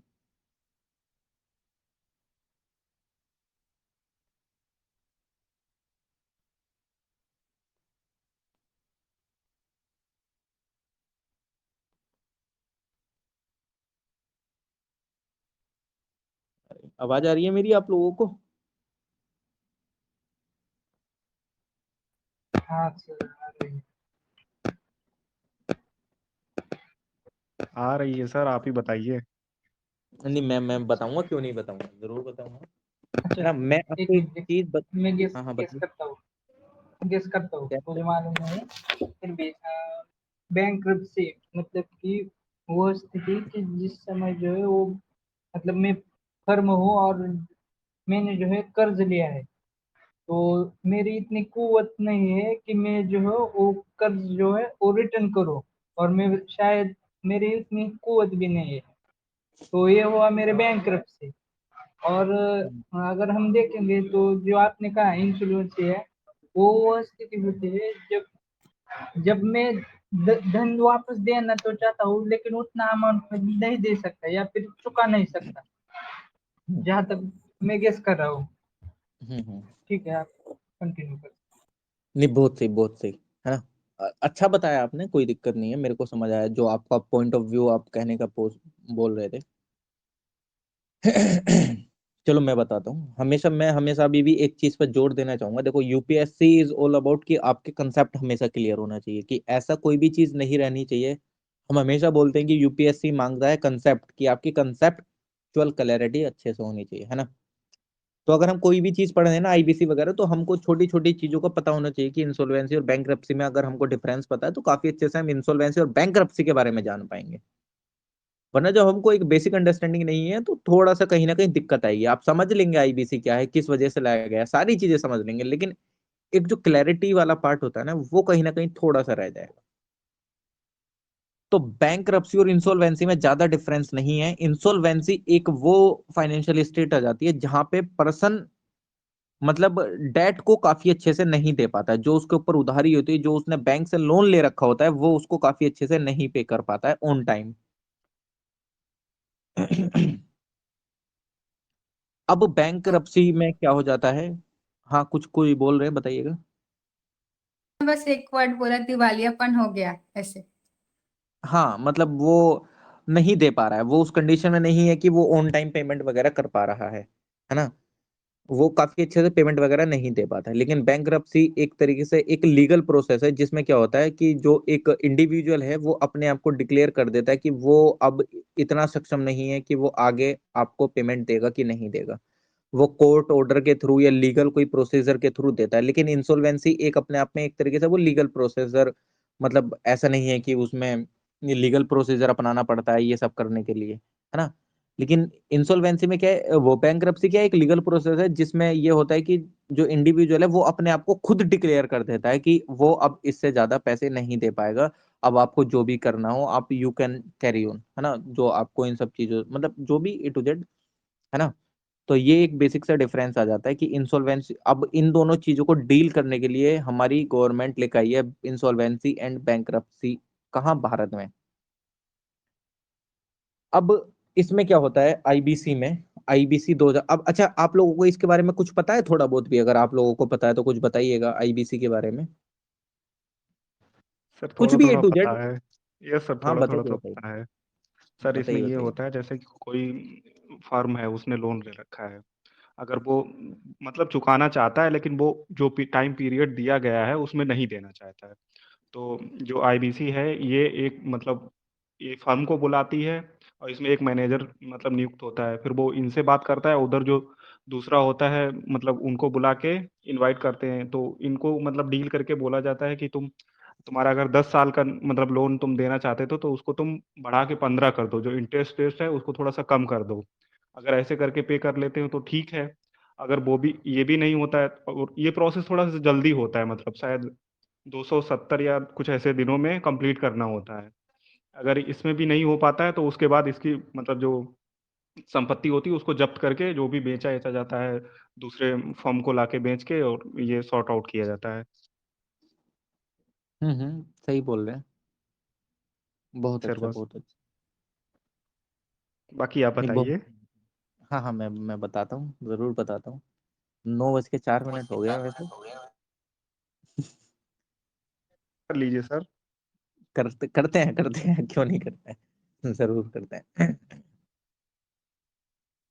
देखो, बताया आपने बहुत अच्छा है, और ये बेसिकली है ही वही एसेट रिकंस्ट्रक्शन, वो यार क्या एसेट रिकंस्ट्रक्शन, ध्यान आ रहा है, आईबीसी इंसॉल्वेंसी एंड बैंकरप्सी वाला जो है, देखो, यानी कि हमने अभी पीछे इतने सारे प्रोसीजर समझे कि एसेट को इस तरीके से बैंक के द्वारा डील करा जा सकता है, बैंक उसको काफी अच्छे से रिजोल्व कर सकते हैं चीजों को, लेकिन कुछ ना कुछ कमी तो रही होंगी। तो आप अगर अपना एनालिसिस कर पाए तो आपके एनालिसिस में ये देखने को मिल रहा है कि आप खुद चीजों को सोचिएगा, जो भी मैंने अभी तक चीजें डिस्कस करी हैं या आप लोगों ने पढ़ी हैं या देखी हैं, अभी जितनी भी हमने अभी पीछे डिस्कस करी हैं, आपको सिंपल एक चीज तो जरूर समझ में आ रही होगी कि जितने भी प्रोसेस थे एनपीए को डीलिंग करने के लिए, उसमें बैंक अपनी तरफ से इनिशिएट ले रहा था। है ऐसा कि नहीं? जितने भी अगर मैंने पीछे डिस्कस करे, आप खुद बताइए, यस या नो में बताइएगा, तो काफी अच्छे से समझ पाएंगे मैं, बिल्कुल सर। है ना। आ रही है मेरी आवाज आप लोगों को? मैं जो चीज बोल रहा हूँ आप समझ पा रहे होंगे कि आ रही हमेशा है। जी आ रही है आवाज। बैंक, है ना, हमेशा बैंक अपने स्तर पे चीजों को ले रही थी। अब इंसॉल्वेंसी एंड बैंकरप्सी कोड एक चीज ये प्रोवाइड करता है, जो एक तरीके से जो आपने अगर जस्ट लाइक क्रेडिट लिया है तो आप अपनी तरफ से भी प्रोसेस को इनिशिएट कर सकते हैं। अब आप बोलेंगे यार क्या प्रोसेस इनिशिएट, या मैं अगर किसी को पैसा नहीं दूंगा तो मेरा फायदा है ना, मैंने उधारी पे ले लिया है, तो मैं नहीं देना चाह रहा। लेकिन ऐसा नहीं है, सारे ऐसे नहीं होते, मतलब सारे लोग ऐसे नहीं होते, सारे लोग विजय माल्या नहीं होते हैं, है ना, कुछ तो हैं ऐसे जो कि इन सब चीजों को करते हैं। मतलब इन सब मतलब एक प्रोफेशनलिज्म होता है, किसी के अंदर ह्यूमैनिटी भी होती है, किसी की कुछ कंडीशन होती है कि जिस वजह से वो पे नहीं कर पा रहा है, कुछ सरकमस्टांसेस ऐसे बन जाते हैं, लेकिन वो पे करना चाहता है, तो उस केसेस में क्रेडिटर मतलब इन द सेंस की वो अपने हिसाब से चीजों को इनिशिएट करना स्टार्ट करता है। अब चलो ठीक है, स्टार्ट करता है, लेकिन उससे पहले मैं छोटी छोटी बेसिक बेसिक चीजें बता देता हूँ कि इसके अंदर कौन कौन सी अथॉरिटीज अवेलेबल होती हैं, मतलब एक तरीके से जो जो इन सब चीजों से डीलिंग कर लेती हैं, क्योंकि जब हम थोड़ी सी जड़ को जानेंगे तभी हम काफी अच्छे से उसमें अंदर घुस पाएंगे। तो इसमें जो काफी अच्छे से जो बॉडीज पार्टिसिपेट होती हैं जो कि इस तरीके के चीजों को डील करने में, एक तो एनसीएलटी और एक डीआरटी। एनसीएलटी क्या, नेशनल कंपनी लॉ ट्राइब्यूनल, और एक किसका रोल आता है, डेप रिकवरी ट्राइब्यूनल। ये क्या करता है, एनसीएलटी आपकी काम कर जो लोन वगैरह हैं जो कि रिलेटेड हैं कोई कंपनी से, जस्ट लाइक एलएलपी से या लिमिटेड लाइबिलिटीज कंपनी पार्टनरशिप वाली कंपनी से, वो एनसीएलटी डील करती है इंसॉल्वेंसी एंड बैंकरप्सी कोड के अंदर में। और जो डेट रिकवरी ट्राइब्यूनल होता है वो डील करता है जो कि इंडिविजुअल ने कोई कंपनी खोली है या पार्टनरशिप में कोई किसी ने खोल लिया है कोई कंपनी। तो ये छोटी एक बेसिक चीज है, इसको ध्यान रखिएगा तो आगे चीजें काफी अच्छे से आप रिलेट कर पाएंगे, इसलिए मैंने ये चीज बोली। चलो ठीक है, ये चीज भी हमको समझ आ जाती है कि ये कंपनी का इसमें पार्टिसिपेशन होता है और ये इस वजह से करते हैं। तो इसके स्टार्ट करने से पहले बता दूं, ये 2016 में आया था आपका इंसॉल्वेंसी एंड बैंकरप्सी कोड, है ना। इसके ऑब्जेक्टिव थे कि जितने भी पीछे जितने भी इंसॉल्वेंसी वाले लॉज वगैरह हैं उनको सेंट्रलाइज करके अमेंड करके काफी अच्छे से एक ऐसा कानून लाया जाए जो कि इन सब चीजों को काफी अच्छे से डील करे। और जो इंसॉल्वेंसी और, यार एक सेकंड रुकिएगा, कॉल आ गई है, 2 मिनट का टाइम दे देगा, 2 सेकंड। Sir okay sir.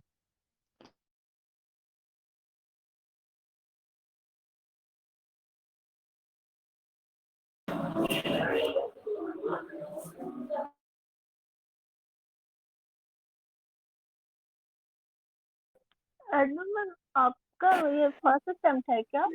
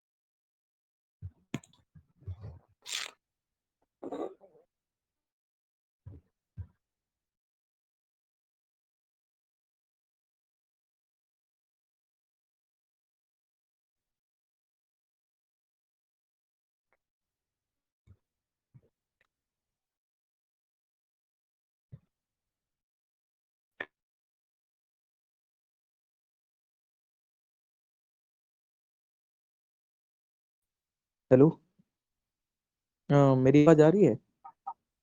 हाँ यस सर, सर, आ आ रही है। रही है। आ रही है, आ रही है। अच्छा चलो, हाँ मैं वही चीज अनुज बोल रहा था कि भाई, हाँ आपने हाँ अभी जो कहा, जो हमारे अरुण सर है उन्होंने जो है आपने जैसे कहा उससे थोड़े अलग शब्दों में यह जो है यह लिखवाया है क्लासेस में। अगर हम्म, हम देखेंगे तो insolvency and bankruptcy board of India hmm, tribunal लिखा है, और इंफॉर्मेशन यूटिलिटी लिखा है, और insolvency performing by professional agency लिखा है। अगर हम्म, ये जो पूरी प्रोसेस चलती है तो उन्होंने कहा कि इसके तहत ये जो है प्रोसेस चलती है हम्म, आईबीसी की। हम्म। तो क्या ये इसको ही अंतिम सत्य माने या इसमें भी कुछ ऐड करें? तो मैंने आपको वही चीज बताई थी ना कि एनसीएलटी और डीआरटी का इसमें योगदान होता है, कि एनसीएलटी डील करती है आपकी कंपनीज से जो कि पार्ट मतलब जो कि लिमिटेड कंपनीज होती हैं वगैरह, और डीआरटी डील करती है जो कि कोई पार्टनरशिप में फर्म चल रही है या इंडिविजुअल ने कोई कंपनी खड़ी करी है। तो ये तो जरूरी चीज है उसमें, ये कुछ गलत थोड़ी है, ये तो सही लिखा हुआ है। ठीक है, ठीक अभी अभी आप देखिए, अभी चीजों को मैं अभी और एक्सप्लेन कर रहा हूँ तो और अच्छे से क्लियर होगा, है ना। तो इन सब चीजों से रिलेटेड मतलब बेसिकली अभी लॉज वगैरह थे हमारे बैंकरप्सी से रिलेटेड या इंसॉल्वेंसी, तो उनको एक तरीके से सेंट्रलाइज करने के लिए ये अपनाया गया बेसिकली। तो अब इसमें क्या होता है बेसिकली कि जो एक मतलब क्या, एक एक आपने अभी, चलो एक चीज और बता देता हूँ, अभी रिसेंटली एक चीज इंट्रोड्यूस हुआ था, एक बिल इंट्रोड्यूस हुआ था, बैंक कोड अमेंडमेंट बिल 2021। अब क्या होगा, जब हम चीजों को अलग अलग थोड़ा सा साइड में लेकर चीजों को चलेंगे और बाद में जब एक प्रॉपर फ्रेमवर्क निकल के आएगा, मीन्स का आंसरिंग कैसे करते हैं, पहले इंट्रोडक्शन सोचते हैं, फिर स्ट्रक्चरिंग, फिर उसका वे फॉरवर्ड, फिर कंक्लूजन, फिर तब एकदम से आंसर लिखते हैं, तो एक स्ट्रक्चर वाइज चला आता है। तो पहले आप ये देखिए कि आपने मेरे साथ राइटिंग में बॉडी लिख ली है, अब वे फॉरवर्ड आप सोचेंगे, फिर उसको एक प्रॉपर में उतारिएगा तो एक प्रॉपर स्ट्रक्चर बन जाएगा। तो अभी मैं चीजें बीच बीच में से बचा के एक प्रॉपर फ्रेमवर्क जब तैयार करूंगा तो आपको एक क्लैरिफाई हो जाएंगे। तो उससे पहले मैं एक बार ये चीज और बता देता हूँ, एक प्री पैक्ड वाली चीज करके आई थी, जो कि 2021 में थोड़ा सा 20 वाले में एक वो करा गया था अमेंडमेंट। अब आप बोलेंगे कि ये प्री पैक वाली चीजें क्या है। अब ये प्री पैकेज क्या है, प्री पैकेज चीजें कुछ नहीं है कि इंसॉल्वेंसी रिलेटेड हो है micro small and medium enterprises company से रिलेटेड, उन सबको डीलिंग करने के लिए एक प्री पैक टर्म आई है ना। एक प्री पैक जैसा एक मतलब मान सकते हैं कि एक प्री पैक जैसा एक प्रोसीडिंग आई या इंट्रोड्यूस करी है ना। अब ये प्री पैक वाली, चलो ठीक है, हमको ये चीज समझ में आ जाती है कि चलो ये प्री पैक वाली चीजें आई और ये इंट्रोड्यूस होती हैं, तो इसका मतलब ये जो कंपनीज हैं ये भी एनसीएलटी के थ्रू डीलिंग वगैरह होगी इनकी भी। हाँ ऑब्वियसली बात है, ये एनसीएलटी के थ्रू भी इनकी डीलिंग होगी, है ना। अब प्री पैक वाली चीज में क्या हो जाता है, प्री पैक वाली चीज में क्या मतलब कुछ नहीं होता है कि जो सिंपल इन द सेंस कि अगर आप देखें कि अगर कोई किसी ने मतलब जस्ट लाइक कोई एक मतलब कोई एक कंपनी काफी अच्छे से नहीं वो डीलिंग कर पा रही है, तो उसमें ये प्रोविजन इन द सेंस होता है कि मतलब आप मान लो कि जैसा हम अभी पीछे देख रहे थे, पीछे क्या देख रहे थे, जब हमने 5/25 फाइनेंसिंग या असेट रिकंस्ट्रक्शन कंपनी देखी थी, मतलब एक तरीके से थर्ड पार्टी का वो उसमें वो करता था डीलिंग वगैरह। तो एनसीएलटी भी कुछ इस तरीके से इनके साथ करती होगी, भाई एक काम करना, तुम कितने दिन में इसका रिटर्न कर, मैं अभी हाइपोथेटिकली चीज बता रहा हूँ जिससे कि कॉमन सेंस वाली चीजें जागृत हो जाए, तो फिर हम काफी अच्छे से कर पाएंगे। यानी कि एनसीएलटी भी कुछ इनको टाइम पीरियड वगैरह तो देती होगी, जिस तरीके से सरफासी एक्ट वगैरह में देख रहे थे कि ये चीज आपको करनी है, तो यानी कि कुछ टाइम पीरियड वाली चीजें तो इसमें भी जरूर होंगी कि भाई तुमको ऐसे ऐसे ये करना है। तो एनसीएलटी भी ऑब्वियसली बात है, एनसीएलटी भी देती है। एनसीएलटी का जो टारगेट था बेसिकली, मतलब एनसीएलटी का जो है कि पहले 270 दिन का टारगेट था कि 270 दिन का आपको टारगेट दिया जाता है, उसके अंदर आपको ये सब चीज करना है।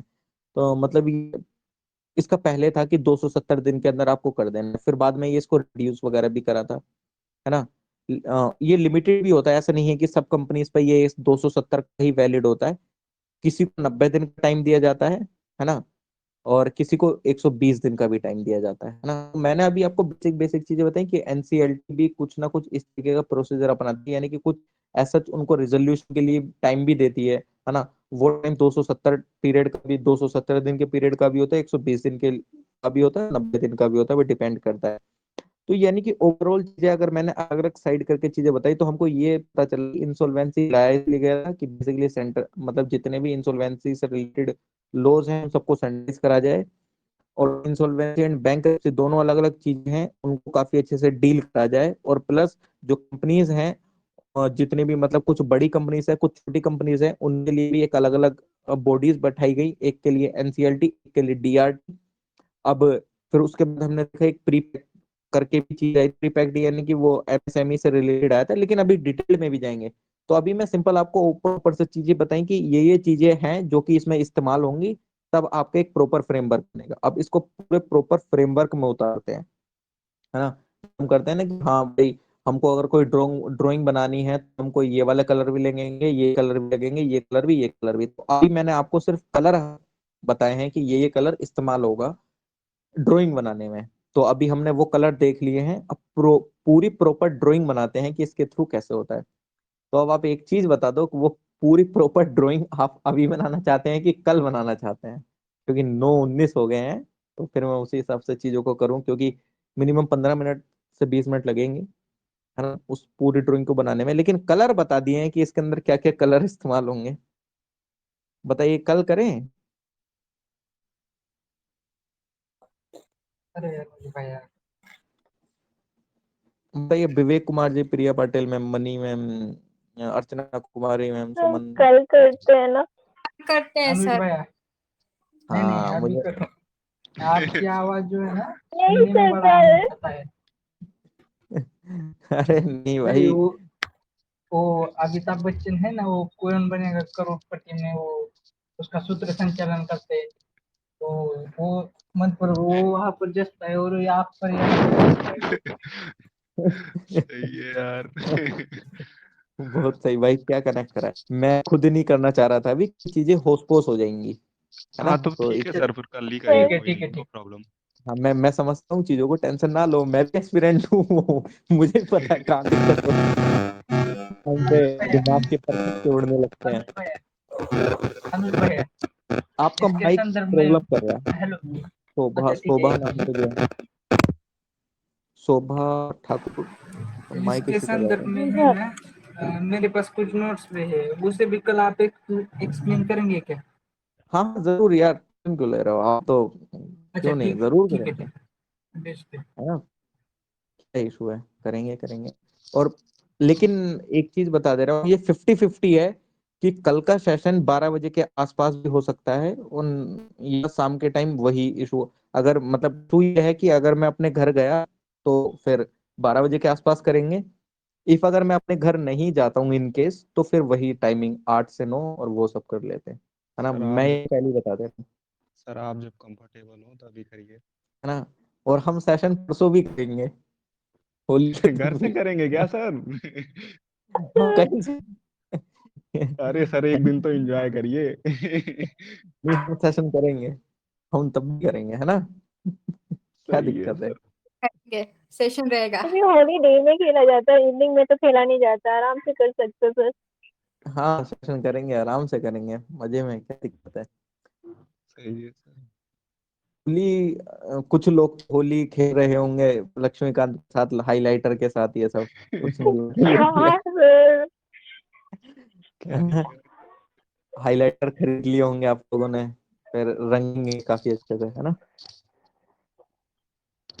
क्या दिक्कत है। हेलो। हाँ मैम, नाज मैम। हेलो। हाँ हाँ सर, एक अलग से कोई क्वेश्चन पूछ सकते हैं आपसे सर? क्यों नहीं मैम, जरूर, क्यों नहीं। हाँ सर, ये बताइए, यूपी पीसीएस का जो फॉर्म आया है सर, तो उसमें कोई सिंपल ग्रेजुएट्स के लिए है ही नहीं ऐसा सारे को, मतलब तो क्या हम लोग नहीं डाल पाएंगे उसमें? नहीं ऐसा कुछ नहीं है, वो जो आपने सरकारी रिजल्ट खोला होगा और उसको देख के आप डर गए होंगे, आई थिंक।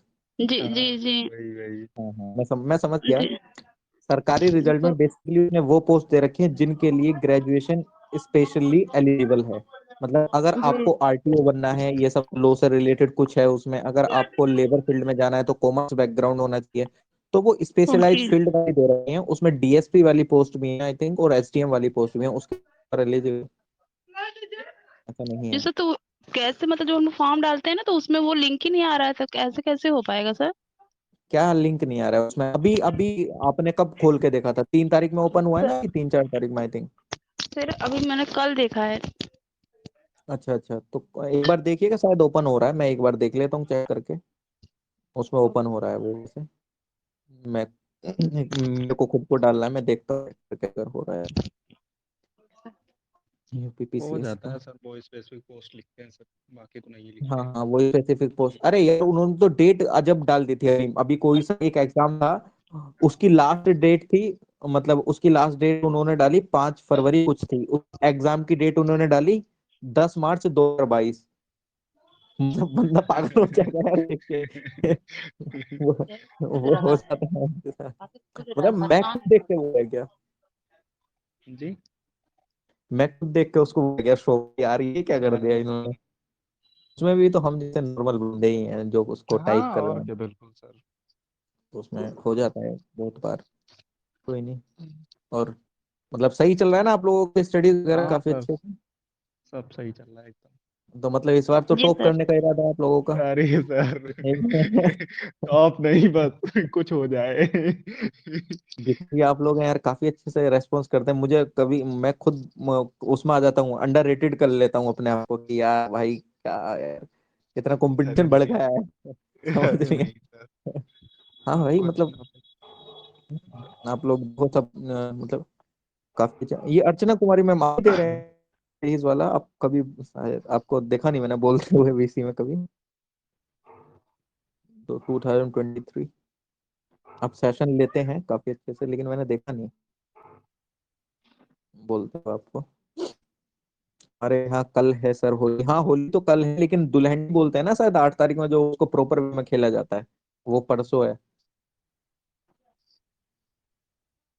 जो मेरा उसमें हाँ, पूछो। कल शायद होलिका दहन है। होली परसों है। आऊं क्या मुखर्जी नगर रत्नेश जी? हाँ हाँ आइए कल। अच्छा ठीक है, आता है, क्या दिक्कत है? जी हाँ सर, आइए हमारे कल, यहाँ फिर तो इधर ही कल होली होलिका मनाते हैं। दहन है। होली का दहन कब? कल होलिका दहन है, परसों कलर है। अच्छा अच्छा अच्छा। ये मनी मैम कुछ बोल रहे थे आप, कुछ पूछ रहे थे आप? को एक डाउट था, मतलब होता है मैं पढ़ रही हूँ, टेस्ट सीरीज भी लगा रही हूँ, लेकिन फिर मतलब अंदर से कॉन्फिडेंट नहीं फील हो रहा है, मतलब आंसर भी सही हो रहे हैं, मतलब टिक कर रही हूँ तो, लेकिन कॉन्फिडेंस नहीं आ रहा, लग रहा है कि हाँ ऐसे ऐसे हो रहा है, मतलब 100% कॉन्फिडेंस नहीं आ रहा है। इसका मतलब पता है क्या है? You are in the good direction. अगर आपको ये चीज आ जाती ना कि अरे भाई निकल जाएगा अपना तो ये सब, तो इसका मतलब है कि आप एक गलत रास्ते पे थे। अगर आपके साथ ऐसा हो रहा ओवर है कॉन्फिडेंस। तो ओवर आप कॉन्फिडेंस। चीजों को बहुत अच्छे से कर रहे हैं। तो मैं चाहूंगा कि ये हो, और होना चाहिए, है ना? ये चीज अच्छा है, इसको पॉजिटिव वे में लीजिए ना। अगर आप में वहीं पे ओवर कॉन्फिडेंस आ जाए, यार ठीक है हो जाएगा, टैकल कर लेंगे आराम से, क्या दिक्कत आ रही है, और वहीं पे टेस्ट लगाना ये सब छोड़ दें, तब क्या होगा? तब तो बेसली बात है, आपको चीजें हैम्पर करेंगी। लेकिन अभी अगर ऐसा हो रहा है तो मैं चाहूँ, मेरे को डायरेक्टली इस चीज अंदाजा हो रहा है कि आपके साथ मतलब आप स्टडीज काफी अच्छे से कर रही हैं, बेहतर वे में कर रही हैं।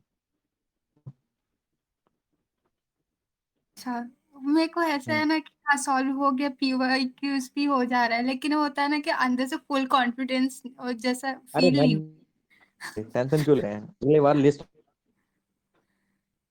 से टेंशन ना लीजिए। नहीं हो कुछ मत सकता, करिए, टोपी मार सकते चिल हैं, मार के पढ़िए आराम से। बस आराम से, क्या आ, दिक्कत? और एक दिन होली खेलिए मस्त। दिन होली दूर खेलिए, रत्नीश जी ये पार्टी दे रहे हैं होली है मुखर्जी नगर मेरी में। है। ये अरे सुनिए ना, ये ग्रुप के ओनर हैं, इनकी तरफ से सबको पार्टी। अरे क्यों नहीं पार्टी देते वो सब ग्रुप के, क्यों नहीं पार्टी देते हो? सर मैं तो कब से कह रहा हूँ, मुखर्जी नगर में जो भी आ रहे हैं सबको पार्टी मिलेगी होली हाँ, के दिन। सबको पार्टी, क्या क्या है सर इस पार्टी में बार आप? हम लोग आ रहे हैं मुखर्जी नगर। विवेक ठीक जी है ऐसा फिर तो तो नहीं हम है? लोग सब लोग आ जाते हैं। हाँ हाँ हाँ मैम सही बोल रहे हैं, चलेंगे।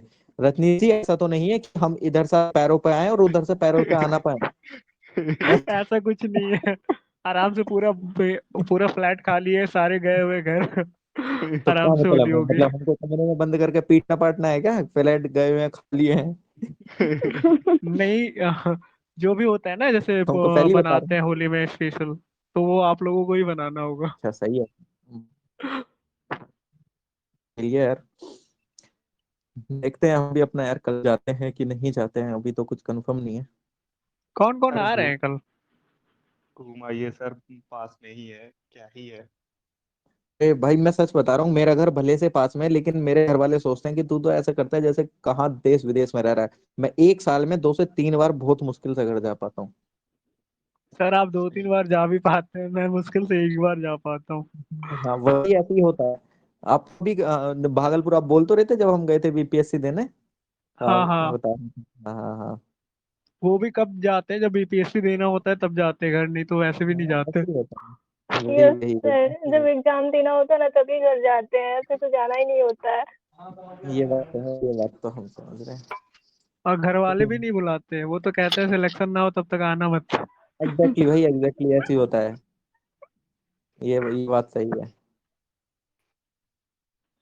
ये बात तो सही बोल रहे हैं। मतलब मुझे तो कभी कभी ऐसा फील लगने लगता है कि भाई सही चल रहा है। मतलब वो होता है ना कि एक मुंह दिखाई वाली रस्म, कि मुंह दिखाई यहाँ पे लड़के को खुद जाके करनी पड़ती है। यार अब तो बुला लो, अब तो मेरी मुंह दिखाई कर लो तुम।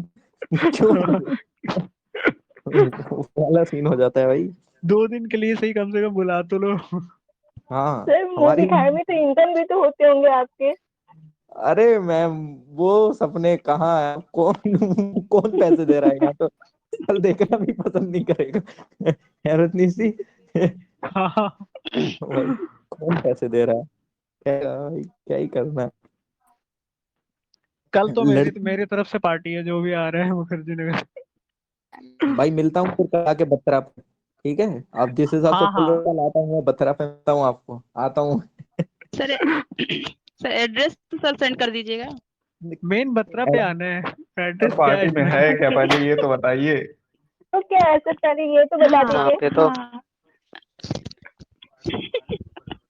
अब तो हाँ आए। क्या क्या पार्टी उसके में बाद देखिए, जिसको जो भी खाने का मन हो, कुछ भी। और कुछ जलपान की सुविधा है? सारी जलपान की सुविधा है, जो आप कहें जलपान बत्रा हमें में तो जो मिल नहीं है जाए। ना, हम तो बालाजी से जुड़े हुए हैं। आप बत्रा किससे में जुड़े हुए मिलेगा हैं? क्या? बत्रा में एक तो स्पेशल चाय मिल जाएगा। बाकी मतलब जो खाते हो, जैसे चाप वगैरह या कोई बिरयानी खाता हो, हाँ सबके लिए डिश मिल जाएंगे, मतलब जो भी खाना है जिसको। ठीक है भाई, जी आपने बुलाया है तो हम जरूर, मैं पहुंच भी जाऊंगा, टेंशन ना लो, मैं दिल्ली में ही हूँ, आपको पता है। मेरे को टाइम ही नहीं लगेगा। और विवेक भी यही है, विवेक भी, आप भी हम, ये प्रिया पाटिल मैम भी यही है, हम पहुंच भी जाएंगे। सर एक बार तो लोग तो ये यहीं पे बोले, सब मैं मिल तो आ भी जाएंगे। जाऊंगा। हाँ नहीं मैं बोल सर रहा मैं लास्ट मंथ ही आया था दिल्ली, तब पता नहीं था, नहीं तो मिल लेते सर से। हूँ। हाँ हाँ क्यों नहीं क्यों नहीं। मैंने तो इनवाइट कर दिया, अब जिसे जिसे आना है आ जाए। सर कल एड्रेस फोन तो कर जल्दी पता दिया। ही आएंगे नहीं है। सर। एड्रेस पिन करवाइए सर, ग्रुप में एड्रेस पिन करवाइए। हाँ एड्रेस डालो भैया, बत्रा है, एड्रेस मेन बत्रा पत्रा सिनेमा है के सामने। अब पता है विवेक जी, पत्रा के जी जी। सामने मैं आप तो इनको बस कॉल जाके कर खड़ी सकते रही। हैं, नहीं बत्रा होगा। सिनेमा के पास जो बस स्टैंड है ना, वहीं पे। पता चला हम लोग खड़े रहे, सर आए ही ना। बस वही स्टैंड तो के पास बात क्या है। खड़े रहेंगे। आप लोगों के आने के लोग पहले ही खड़े वहां वेट खड़ा करे, सर रहूंगा। आए ही ना। हाँ सर सर आप एड्रेस आए पिन ही कर ना। दो, पहुंच जाएंगे सब लोग। अनु सर तो सबसे पहले पहुंचेंगे। दूंगा, मुझे कोई दिक्कत नहीं है। सर मैं मैं तो तो पार्टी लेने में बहुत आगे हूँ। मैं खुद मुझे याद है सर, मैं एक बार द्वारका चला गया था पार्टी लेने के लिए। अच्छा, तो मैं तो ये मुखर्जी नगर बहुत आसानी से आ जाऊंगा। आप तो द्वारका गए हो। आते हैं क्या दिक्कत है। तो मेरी तरफ से रहा पार्टी, जिसको भी आना है कल, क्योंकि परसों से मैं बिजी हो जाऊंगा फिर। परसों, अच्छा परसों से भी हो जाएंगे, परसों में हम भी कहीं और मिलेंगे। परसों होली है ना मेन, तो कल तो मिल भी सकते हैं, परसों तो मिल भी नहीं पाएंगे। यहाँ पे सर कल है होली, मतलब आज जला दिया है, कल होली खेलेंगे सब लोग। लेकिन मेन तो परसों है। हर जगह अलग अलग दिन होता है, जैसे हमारे वो गांव में है ना, 2 दिन होता है होली। हाँ सर, वो यूपी साइड में क्या एक दिन का गैप रखते हैं ना, 2 दिन चलता है वहाँ। हमारे इधर क्या होता है ना, कास्ट वाइज होता है, कुछ कास्ट के लोग पहले एक दिन पहले मनाते हैं, कुछ अगले दिन मनाते हैं, होलिका दहन के अगले दिन। ऐसे करके होता है हमारे इधर तो। सही बोल रहे मतलब उसको क्या कहते हैं, पछियारा होली या ऐसे करके कहते हैं उधर। मथुरा की तो बड़ी खतरनाक होती है, लठ मारो होली। वो लठमार लठमार होली होली, चलती बनारस है में वहाँ। वो मसान में जो होता है होली। मसान वाली। देखा है मैंने आपका व्हाट्सएप स्टेटस अभी, मसान अच्छा अच्छा। वाली होली। अच्छा, आपने देखा व्हाट्सएप है स्टेटस देख लिया अभी? हाँ हाँ देखा है मैंने भी, लगा रखा है आपने मसान। महादेव सही के है। भक्त है ना, थोड़ा ध्यान रखते हैं। अरे बहुत सही, बहुत। तो महादेव के भक्त हैं तो आप तो प्रसाद भी ग्रहण करते होंगे महादेव का। नहीं नहीं, ऐसा कुछ नहीं। कोई दिक्कत नहीं है सर, प्रसाद है, ग्रहण करिए, कौन मना कर रहा है आपको। अब सर ग्रहण करने के लिए तो वो लाते हैं मार्केट में। हाँ अरे यार मुझे ध्यान है, जब मैं कोचिंग एक बार क्या हुआ था अभी 2019, हाँ मैं कोचिंग ही कर रहा था उस टाइम पे, कोचिंग वाले फ्रेंड वगैरह मिलकर उन्होंने बना दी ठंडाई, जो अभी दो सर बंदे थे। महाशिवरात्रि के दिन पे यही हुआ था हमारे साथ भी। भाई साहब एक एक मेरा दोस्त पता है क्या कहता है, उसको तो बहुत बुरी तरह से चढ़ गई थी, गंदी तरीके से वो ठंडाई जो थी। वो पता क्या बोलता अरे है, मैं बता रहा हूँ, मुझे भगवान बोल रहे हैं क्या वो, ये ले लो, मतलब प्रसाद है प्रसाद है। मैं बोल रहा यार मेरा फास्ट है, मैं नहीं ले सकता। हम्म, ऐसे बोल के मैं बचा था। तो मेरा दोस्त बोलता है भाई भगवान के और मेरे बीच में से 2.5 इंच का फर्क है, तू बोल तो तेरी बात करा दूं। मैं करा, तू कल मिल मेरे से, तुझे मैं कल बात करा। भाई साहब मतलब यार लिटरली बंदे की वीडियो भी है, वो ऐसी बात कर, मतलब जैसे बाबा होते हैं ना एकदम ऐसी भाई तुझे बात ज्यादा करेगा। चढ़ गई होगी पता है। हाँ हाँ भाई उसको ज्यादा चढ़ गई, बोलता है कि 2.5 इंच का फर्क है, बोल तेरे को बात कराऊं। मैं हाँ बात करा दे। और दूसरे बंदे को सब लोग कार्टून दिख रहे हैं, कहता भाई ये यहाँ पे छोटा भीम क्या घूम रहा है, उसको छोटा भीम करा। उसने देखा था काफी अच्छे से बचपन में, कहता भाई ये कार्टून कैसे बन गए, आंखें बंद है उसकी। और तीसरा बंदा बिहार का था, भागलपुर का, खिड़की थी, 4th फ्लोर पे फ्लैट था, मतलब जिस दोस्त के यहाँ गया था, खिड़की खोल के नीचे झांक रहा है, कह रहा भाई ये इतना कम कैसे हो गया, हम नीचे ग्राउंड फ्लोर पे रहने लगे क्या। और वो खिड़की से नीचे निकलने वाला था। भाई साहब बहुत गंदा सीन था, मतलब खिड़की खोल के वो नीचे झांक रहा है, कहता भाई यार हम ग्राउंड फ्लोर पे कैसे आ गए। अब आप खुद देखो किस हिसाब से चढ़ता। सर सही है। कल के सेशन का टाइम कोई पूछ रहा है, मतलब सुमन सर ऐसे करके। अच्छा कल पार्टी करना है या सेशन लेना है? सेशन वगैरह देखो, मैं बता रहा हूँ, अगर पार्टी पार्टी वगैरह का तो क्या है, देखो अगर मैं घर जाता हूँ तो मेरी वो सारी चीजें पहले हो जाएंगी, मतलब खाना वगैरह। अगर मैं नहीं जा पाता हूँ तो वो ऑन टाइम जो चलता है उसी टाइम पे होगा। मैं बता दूंगा, मैं इन्फॉर्म कर दूंगा ग्रुप में ही, उन बोल दीजिए ग्रुप में पिन कर दिया जाएगा जैसा भी है।